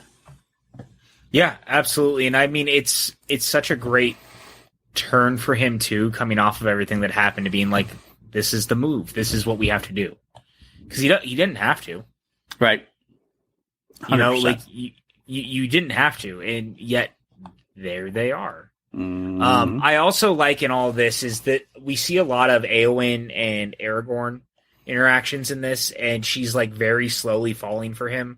And we haven't really talked about, like, we do see Liv Tyler in this, but it's always through like flashback or like dream walking almost. Yeah. Almost another way to call it. Yeah. But I really like the stuff with Éowyn and Aragorn in all of this, where she's really trying to get to know him, and she realizes that he's in his like 80s, and she goes, "Oh my God, you're one of those. Yeah, you know, you've been blessed with long life." Right, the Dunedain. And yeah, it's just it's such a Éowyn is such a sweet character. Yep. And you really, really care for her, and you really want her to like be happy, but you're also sitting there going, it's not going to happen here, no matter how badly you want it to, because his whole infatuation is with an elf. An elf who, by the way, has decided maybe she just wants to not leave Middle Earth and wants to be by the side of a human. The whole relationship between Arwen and Elrond is fascinating to me. I love watching that dynamic there, because obviously he's, even though they're like immortal creatures, they still have the same failings as mortal parents. The father just doesn't want the kid to go out with somebody he doesn't approve of for whatever reason it is. He thinks he knows what's best for the daughter. He'll even like maybe be a little less than truthful, or at least imply things. He's not like, I don't think he ever really out and out lies to her, but like kind of makes things in order because he knows better for her. But at the end of the day, when she does make her decision, he does end up supporting it to a degree. And it's a great dynamic to see. And Hugo Weaving is a phenomenal actor as well. Anytime he opens his mouth, it's always engaging to listen to. It's the way certain actors like himself, just the way they choose to speak, the way they bite their letters off, or however their phrases go. It's always interesting to hear how he's going to speak. But yeah. Yeah, I couldn't agree with you more. And again, to what we've said earlier, one of the things that's so fascinating is that this movie feels so character driven. And so I always look forward to those moments regardless, and every character interaction throughout the movie, because that's the stuff that pushes forward the story. Because again, this is really just to get to the Battle of Helm's Deep. Yes, that's pretty much it. That's the idea. That really is. And it's funny because we've barely touched on any of the stuff with Sam and Frodo and Gollum, because the truth is that there's not a lot that happens there until they're found by David Werner. Yeah. Yes. Yeah, I was going to say David Wenham as Faramir finds them, and that's really kind of all that there is to that. I will say, if we're going to talk about that now, let's bring it up, because obviously one of my theories is that David Wenham's character is so good and so important and just so underrated and not talked about enough. He really is the linchpin of these films. So many decisions that he made or broke the whole series. It'd be like, it's one of those memes. There's a lot of memes out there now where people make fun of Star Wars and they'll say, like, they'll tweak some dialogue. It'd be like a 2-snippet thing, and they'll say, like, written, directed by George. Like, the story could have ended this way if this had happened. It would have been an easy and quick fix. And seriously, that's what would have happened if a couple of things went differently, and both good and bad, because David Wenham is the perfect, like, let me say that Boromir was chosen by John Noble, by Denethor, as the perfect representative of men again at the Council of Elrond. David Wenham's character is not talked about much, but it showcases he is actually the perfect representation of what men should be. He's a hero. He's a smart man. He's always trying to please his father, but he won't do the wrong thing. He'll risk things to do the right thing. He's not always there completely. I mean, he doesn't like automatically have all the right decisions. He struggles with decisions just like any man. But at the end of the day, he unlike Boromir, he proves that he doesn't get tempted by the ring. He doesn't fall to that power of the ring like Boromir did, and he proves his father wrong. I have such a love for this character. The more I watch these, like, he becomes one of my favorite characters because his arc and he's so desirous of just wanting to please his father.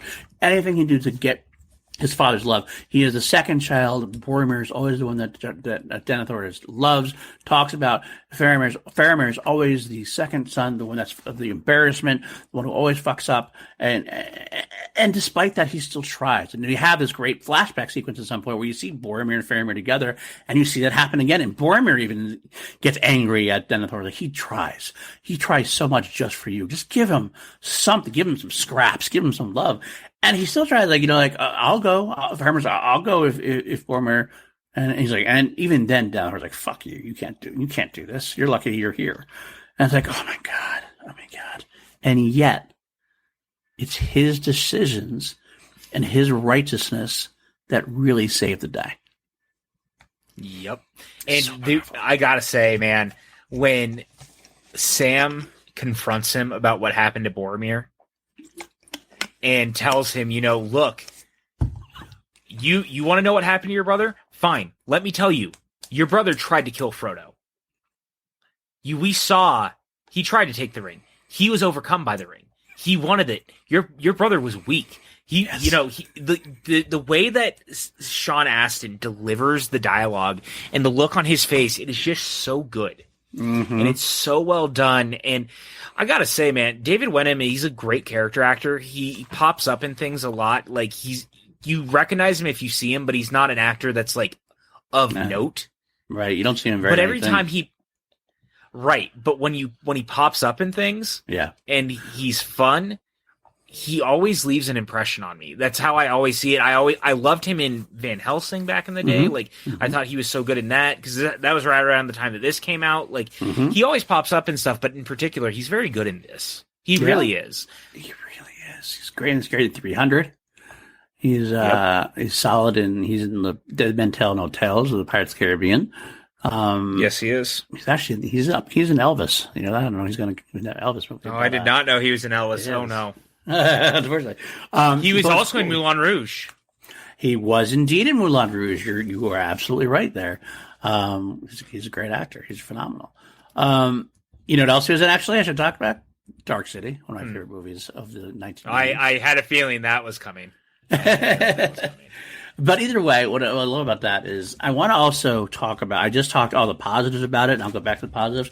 The negative aspects to his character also is that, unfortunately, we have this moment where Smeagol kicks out Gollum, stops his paranoid, his like schizophrenic back and forth, and becomes Smeagol again. He's like, he has this great moment where he's like, I don't need you anymore. The master is good to me.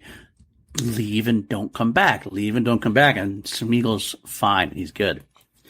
And it's unfortunately because of what Faramir does that Gollum is reawakened in him, but not through really. I mean, you can't really blame Faramir because he actually handles it very well. The thing is, he's always a good person, a just person. When he captures Sam and Frodo, and obviously he misses out on Gollum, he's doing it because they're in his land. They don't know he's doing what he's supposed to do.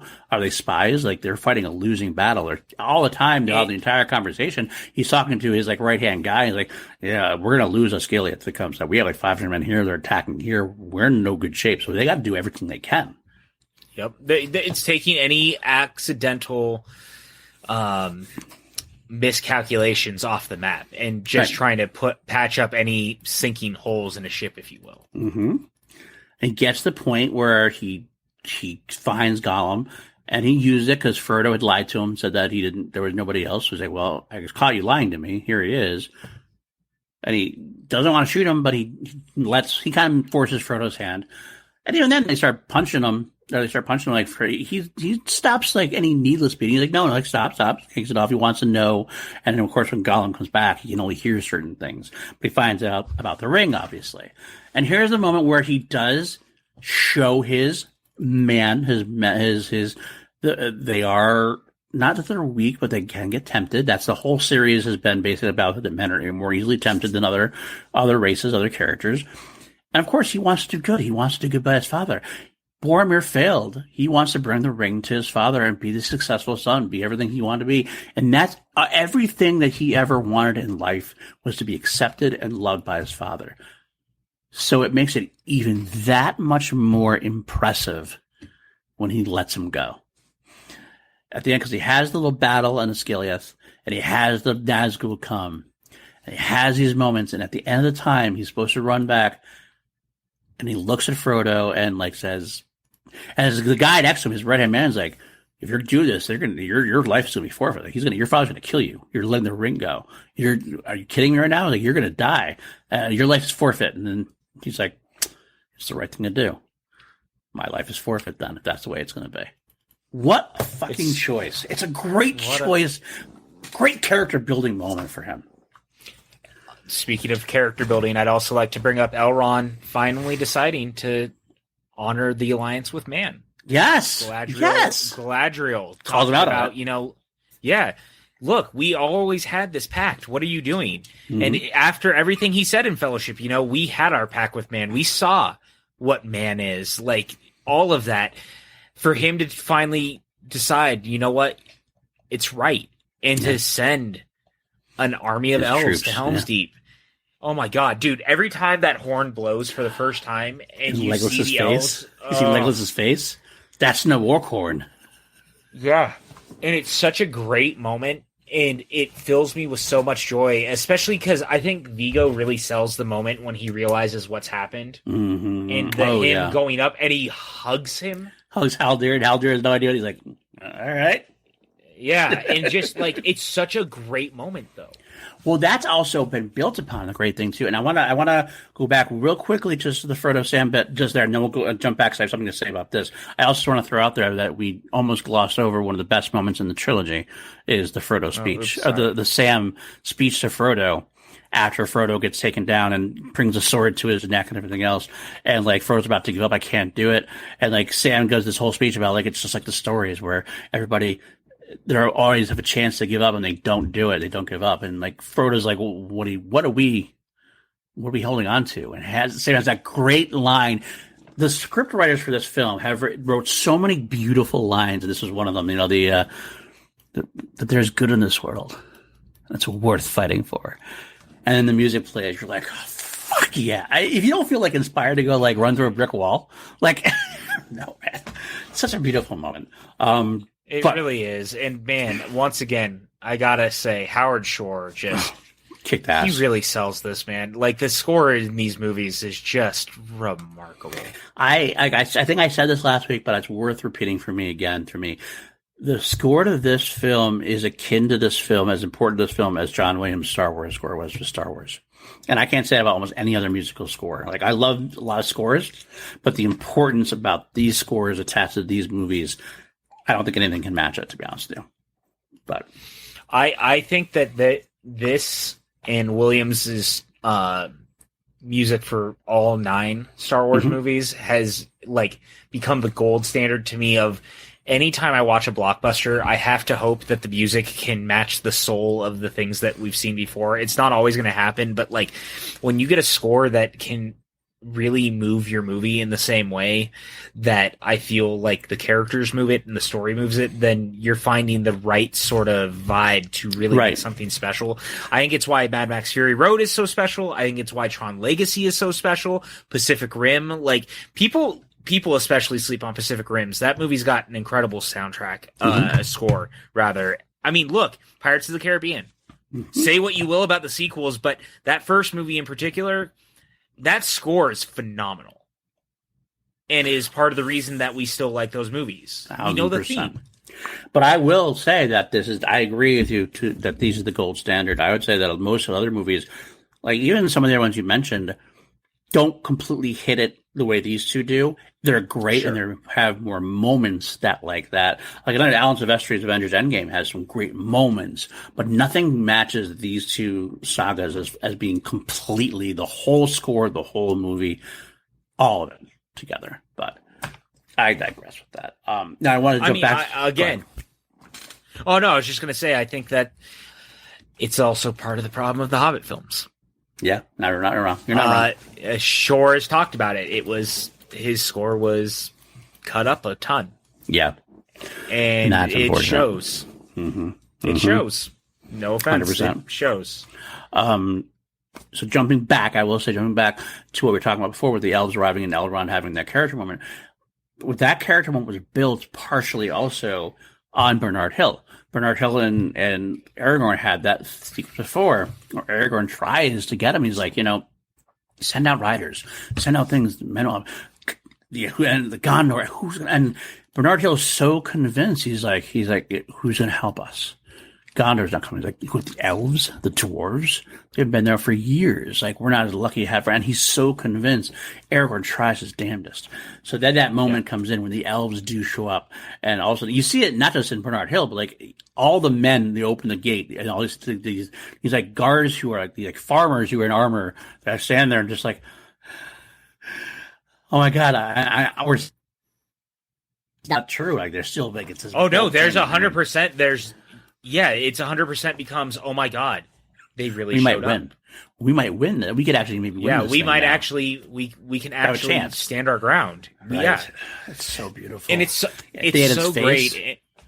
How is this possible? Again, I gotta say, man, like, all things being equal with how these movies play out, like Sam and Frodo's journey and Gollum and Smeagol's journey on one side, there's not a lot of action, but it's great. Like, it's a lot of character building stuff and it's a lot of fun. Potatoes. But then you look at this side of it, and it's like, God damn, man, like, there's some real fucking emotional stuff happening, but it's also a wickedly great adventure film. Yep. Also, we never even brought up really.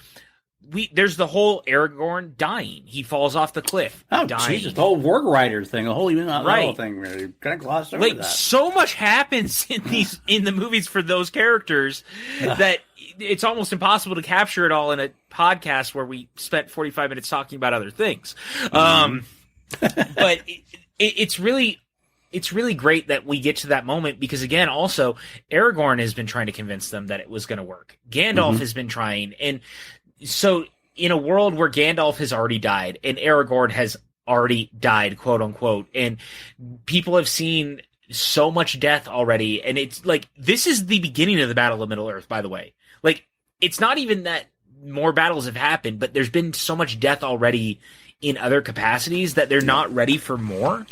Yep. And so they're already just decided to be, like, they've resigned to defeat, which makes the moment just so mesmerizing, I guess is the best way to say it. And the way it's shot, and God, I love this movie. And not only that, there's also that moment before, which also, like the Bernard Hill moment, you get those sequences with Aragorn and Elrond and Legolas, where Legolas is like almost giving up. He's kind of like, they can't win. What are you doing? What are we doing here? We can't do this, dude. And I will die with them. I'm like, yeah, and dude, then Legolas going up to him and going, look, I'm really sorry about what I said and what I did. And Aragorn's response being, "You owe me no apology." Nothing to forgive, right? So good. Yeah, there's nothing to forgive. Like, oh my God. It's so good. It's so good. And again, here's something we don't talk about a lot. Orlando Bloom is really good in these movies. Yes. It's really, really great. I'm going to say something that I don't want to be negative about him, but overall, I don't think he's ever matched his role in this ever since. Like, he's been the closest was the first Pirates. Yeah, the first Pirates was solid. Anything else, and I'm not even saying he's a bad actor or anything else, but there's just something about this film magic. I don't know, because it was his debut, really, so we really just see him as Legolas. But he was just so spot on good in this film, so spot on good. He knows what he's doing, and it's funny because like I also like him in the Hobbit movies, but it almost feels like he's having to act as Legolas versus like that he is Legolas. Yeah, you know what I mean. Like, whereas when he came back as Will Turner in the Pirates films, like it always still felt like Will Turner. It didn't feel like he was trying to be Will Turner. Right. I get what you're saying in that one. Yeah. That's a thing that I think about a lot in franchise films, because I hear that argument a lot when people come back to roles, and it's like I heard that all the time about Indy 4, where they were like, Harrison's trying to be Indy. He's not Indy anymore. And I was like, I could not disagree with you guys more. Yeah. He is absolutely Indy 20 years since you've seen him. Yes, 100%. He actually had the development of the character, and that's exactly how he should act. Another series we're going to do at some point. Maybe for Indy 5. We have so many things I'm promising. I'm promising we're going to do every franchise in history of mankind. Oh, my God. I'm never going to sleep again. Never again. I'm going to come to your house and wake you up. Oh, how dare you? But then we get some great moments with Gimli as well. Gimli telling him, like, let him go. They have this great trio amongst them. But let's start with Helm's Deep. Let's just get into it now. We are now just about to hit the 2-hour mark, and we're going to go into Helm's Deep. Helm's Deep. We can't not. This is going to be our longest. Oh God, I apologize. I can't tell you guys. Again, I brought it up earlier. I will never forget seeing the Battle of Helm's Deep for the very first time. And the good thing is we kind of talked about this already. I am so enamored with this whole sequence, and I am every single time I watch it. It feels like the better realized version of what Sam Raimi was trying to do with Army of Darkness. Interesting talk. All right. Army of Darkness's third act is basically the Battle of Helm's Deep with skeletons and Bruce Campbell. And if you've seen the movie, like, I'm not wrong. No, you're not wrong. That movie is the Battle of Helm's Deep. Like, they're even waiting for, like, extra people to help them. Like, there's a real kind of similar sense. This feels like a fully big-budgeted version of that to me, which I love, including all the weird comedic moments and, like, the little things that I'm hoping for, including tossing a dwarf and everyone keeping count on, you know, how many Orcai they've killed. Like, dude, and every time when it's starting and, like, that first arrow gets let go and hits that first Orcai. Oh, God. And you just, there's no music in the moment. No. It's the dead quiet of the moment for me. Yep. When you realize that all hell is about to break loose. I don't think I've ever seen every time a tense, like the amount of tension that they built up to that moment. It was all the sounds, like you said, it was the sounds of the marching, seeing the women and children underneath the caves, hearing this, the water, the rain starting to come down. Every little bit of it, you hear the chants, and you hear them stopping, and you hear that moment. Exactly. It is so tense at that moment. It's like you need a release. And then the arrow goes, poof, and then you're like, okay, this is going to happen. I talked to Kim the other day. I was the one watching this. I had to pause it. And Kim and I had to bring Kim. I forgot either way. Kim went somewhere. I said, I guess what I watched at this point. She's like, what? I didn't even say Two Towers. Helm's Deep. And she was like, best battle sequence ever. Like, I know, right? But the best moment does happen. It happens right away.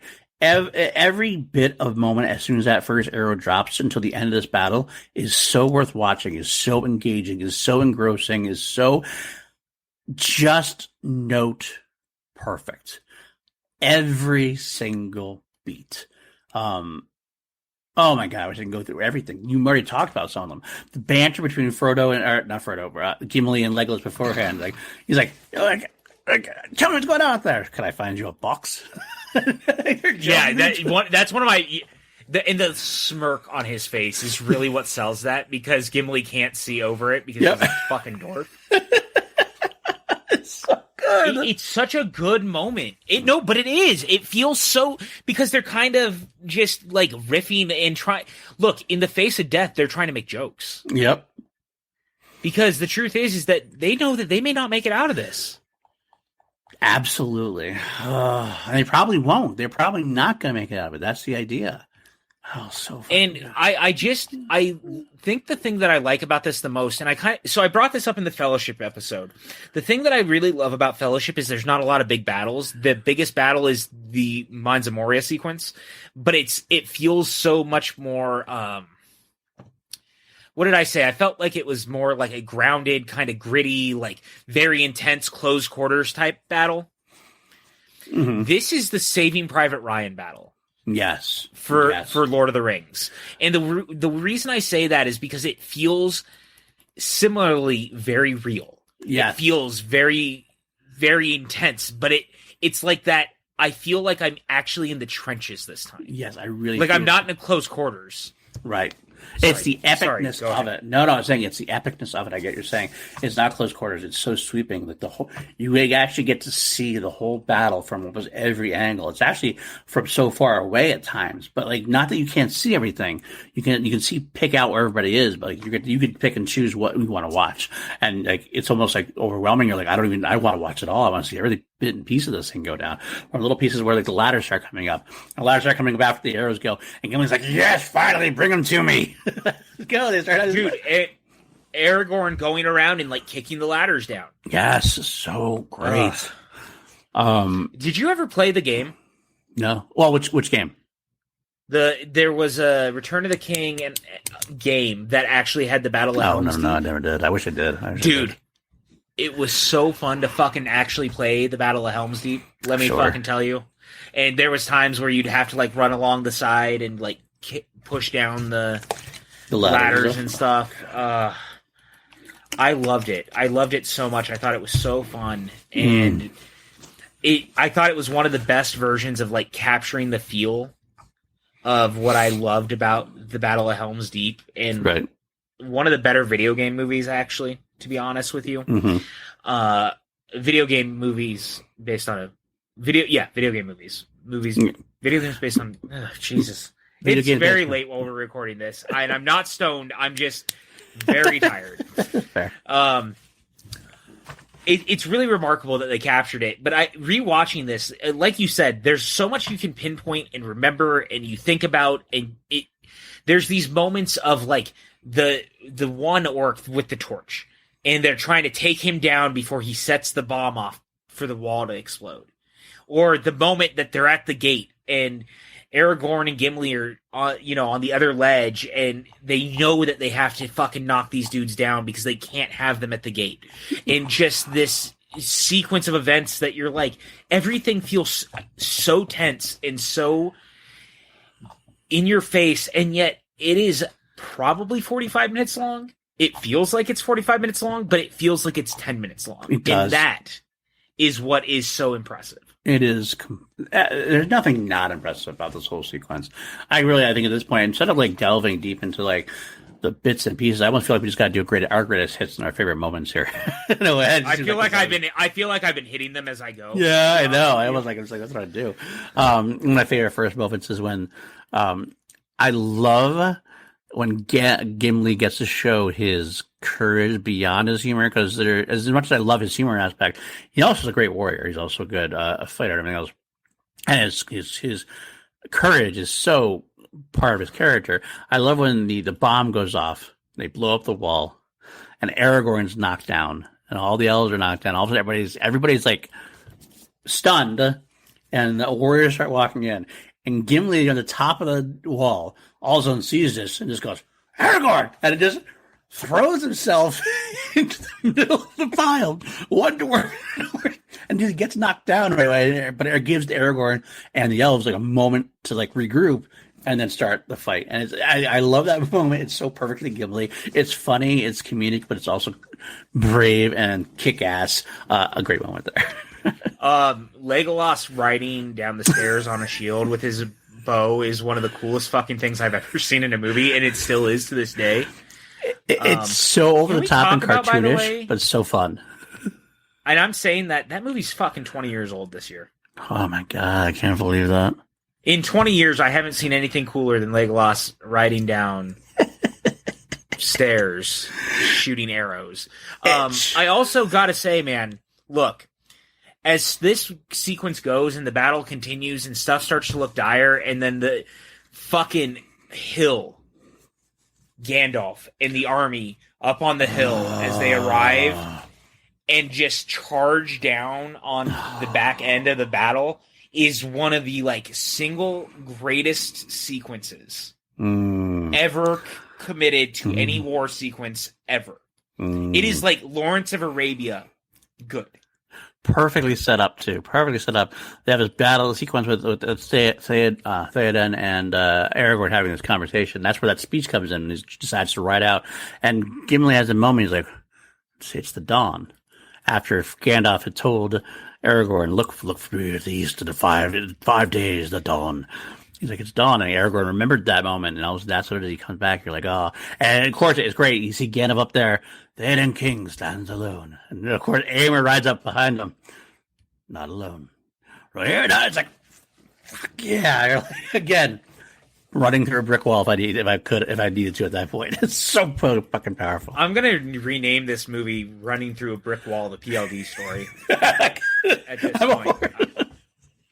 I've lost there's a couple of holes in my house. Just so you know. I mean, I believe it. Also, we got to say, on top of this, right, the Battle of Isengard is also happening. Yeah, which is such a great moment, led by all of Treebeard's tree friends and the two hobbitses. Yep.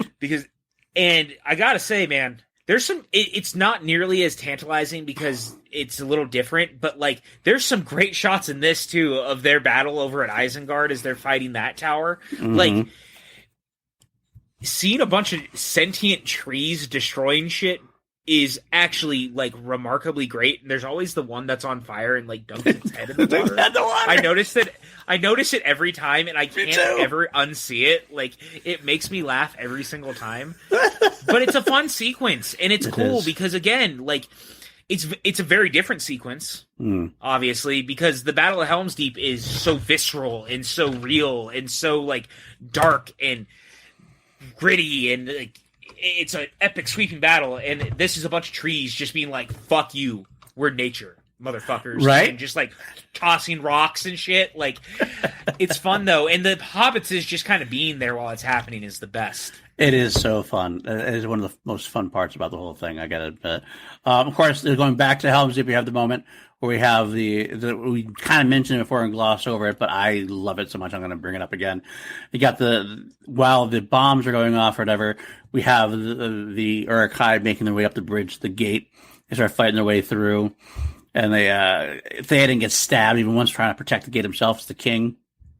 Probably, what do you need? How much time do you need? We're going to build this and brace the gate. He's like, much time as you can give me. And of course, Gimli and Aragorn are going, Gimli, come on. And they go out to the side. They go to a secret side door, walk out there, and then look. And of course, Gimli's like, yeah, we can take him. Come on. But then he goes, oh. And Aragorn looks at him. He's like, it's a long way. Toss me. What? I couldn't come to distance. You're going to have to toss me. Yeah, it's a great moment. Aragorn wants to make him say it. It's so perfect. And Aragorn's like, wait, don't tell the elf. Not a word. And it does toss him. The music swells, and you see this panning back shot of Aragorn and Gimli back to back, taking on all the Uruk-hai, taking them all down. It's such a great, awesome moment. Oh man, God, I love this movie so much. It's so fucking good. And again, just nothing but props for what Jackson managed to do, because I said it last week and I'll say it again. He really wasn't made to do movies like this as far as we had seen. No. That's why Fellowship is still my favorite, just because I think it's the one that's closest to Peter Jackson's Middle Earth. Right. Before it becomes Peter Jackson making J.R.R. Tolkien's Middle Earth. Yep. That's a good point. Yep. That movie to me feels like his version of it's spooky and scary, but it's whimsical, but also you're going to shit your pants, but also look how much fun they're having on this adventure. But did you see the Nazgul? Did you see the writers? Like, you know what I mean? Like there's still the Battle of the Mines of Moria. Like it's a very scary movie. I like that about it. It feels like a horror film. It does indeed. Shocker, I know. Shocker, I like the horror movie. We like horror? Get out. Get out of town. But I know. But here, Jackson really pivots as a filmmaker and does something that he had never done, in my opinion. I mean, not that he had done Fellowship either, but Fellowship tonally feels closer to something that he had done. This is so sweeping and epic and exciting and, like, honest to God, it's almost like a first-time director, Joseph Kosinski, for instance, doing Tron Legacy and being blown away that dude can actually do shit. Mm-hmm. That's kind of how I feel watching Two Towers, just being, like, blown away that, like, holy shit, Jackson really delivered. Like, really, he made the Battle of Helm's Deep fucking awesome. It's so good. It's so fucking good the whole way through.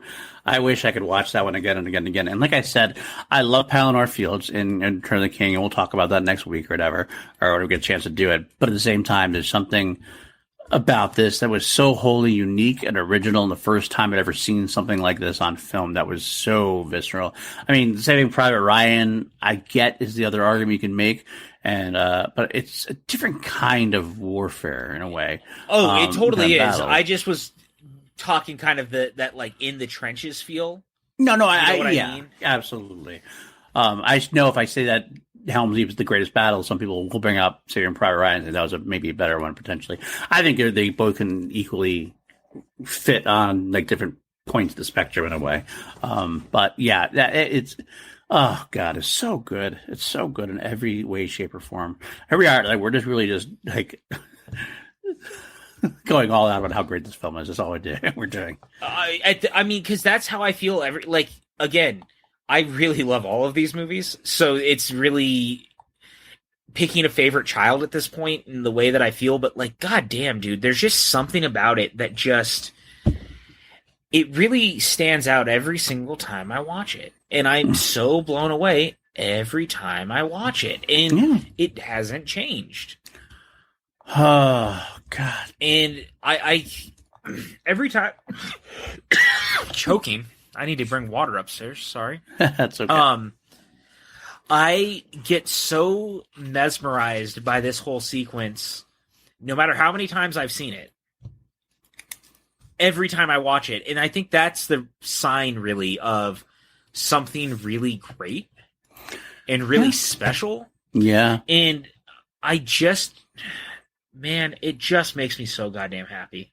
And I could watch this movie forever. I really could. And I'm really glad that we're doing these, actually, because it's really I usually watch through like once a year, but it'll usually be like I put it on, like I'm watching it, but I'm doing other things. But I try to sit down for these when we're doing it, so that I can kind of fresh eyes it, because it feels like maybe it's been a little bit.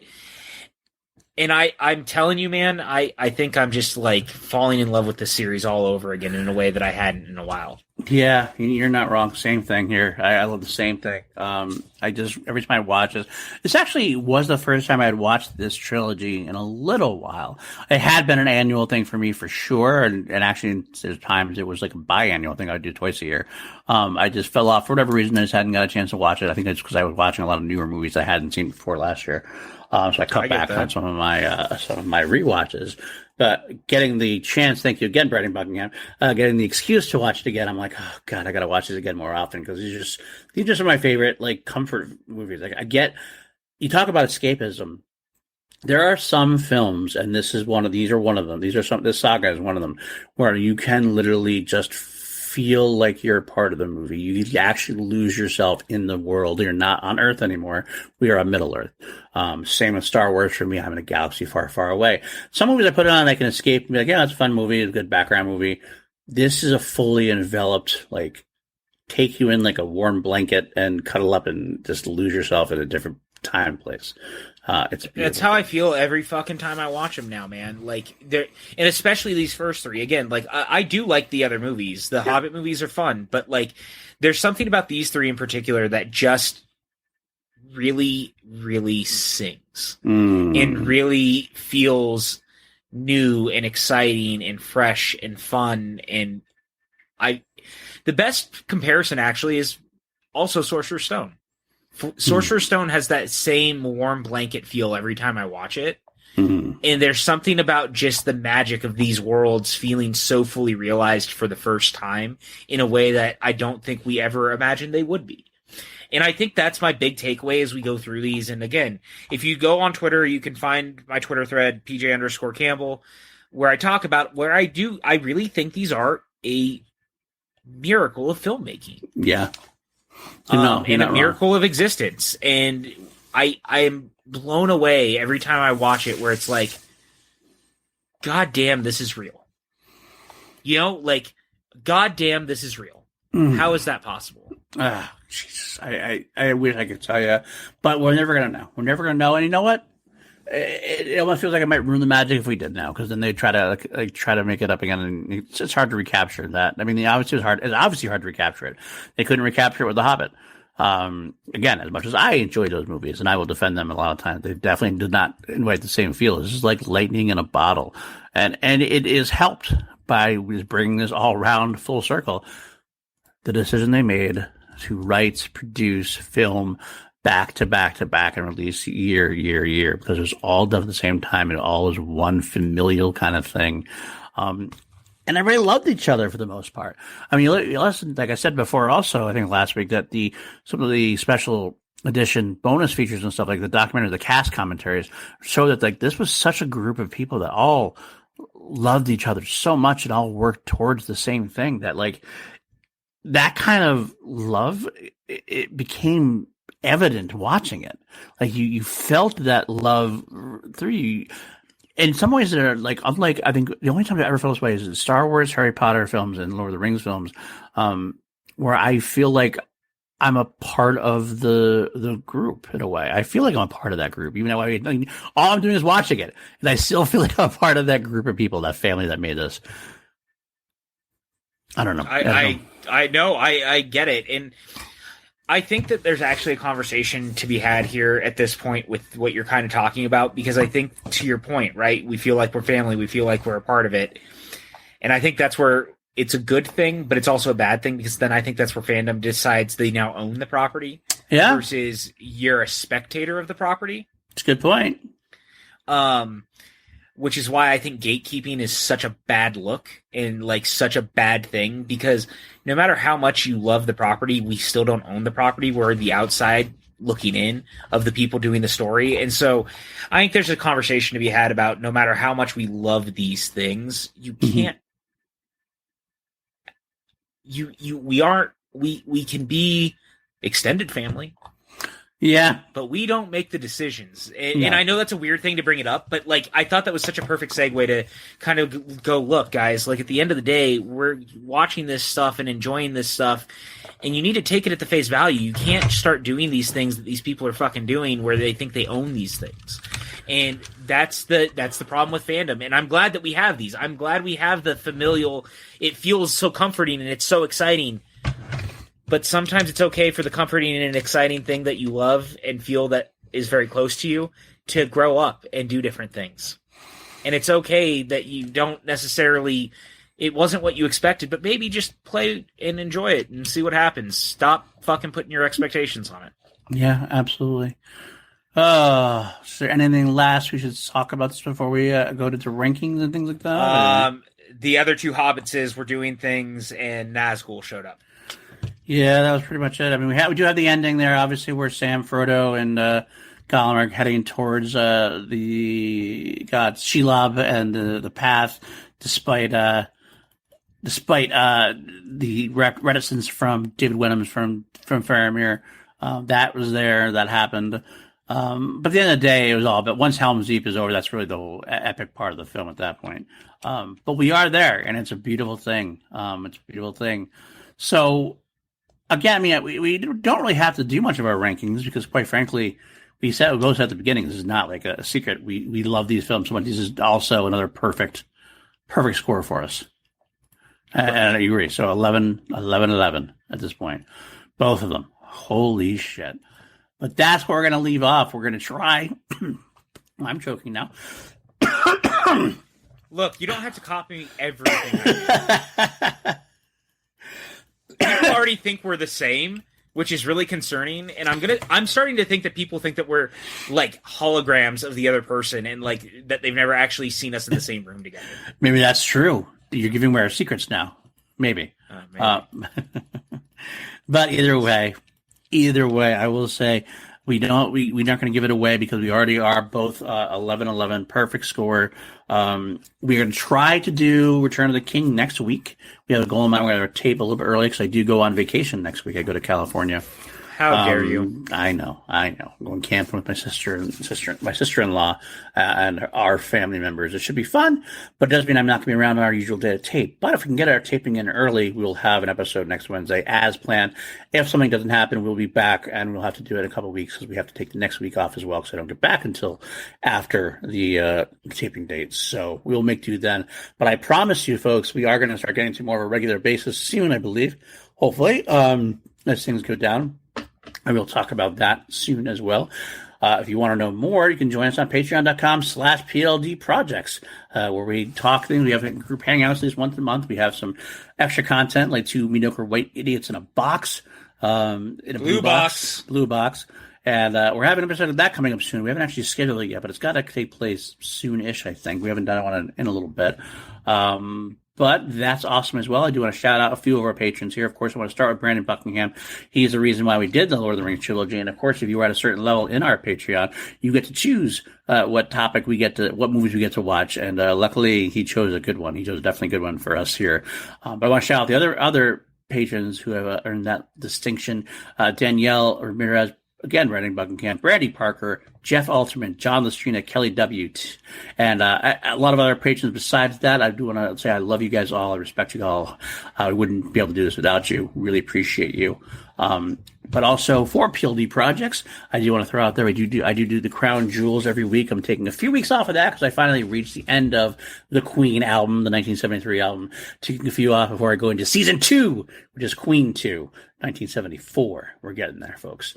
And finally, class action on the PLD Projects YouTube channel. It's going to be great. This week, you actually already saw this week because this comes out after. We did Gandalf versus Yoda. I have no idea who won because I'm taping that tomorrow.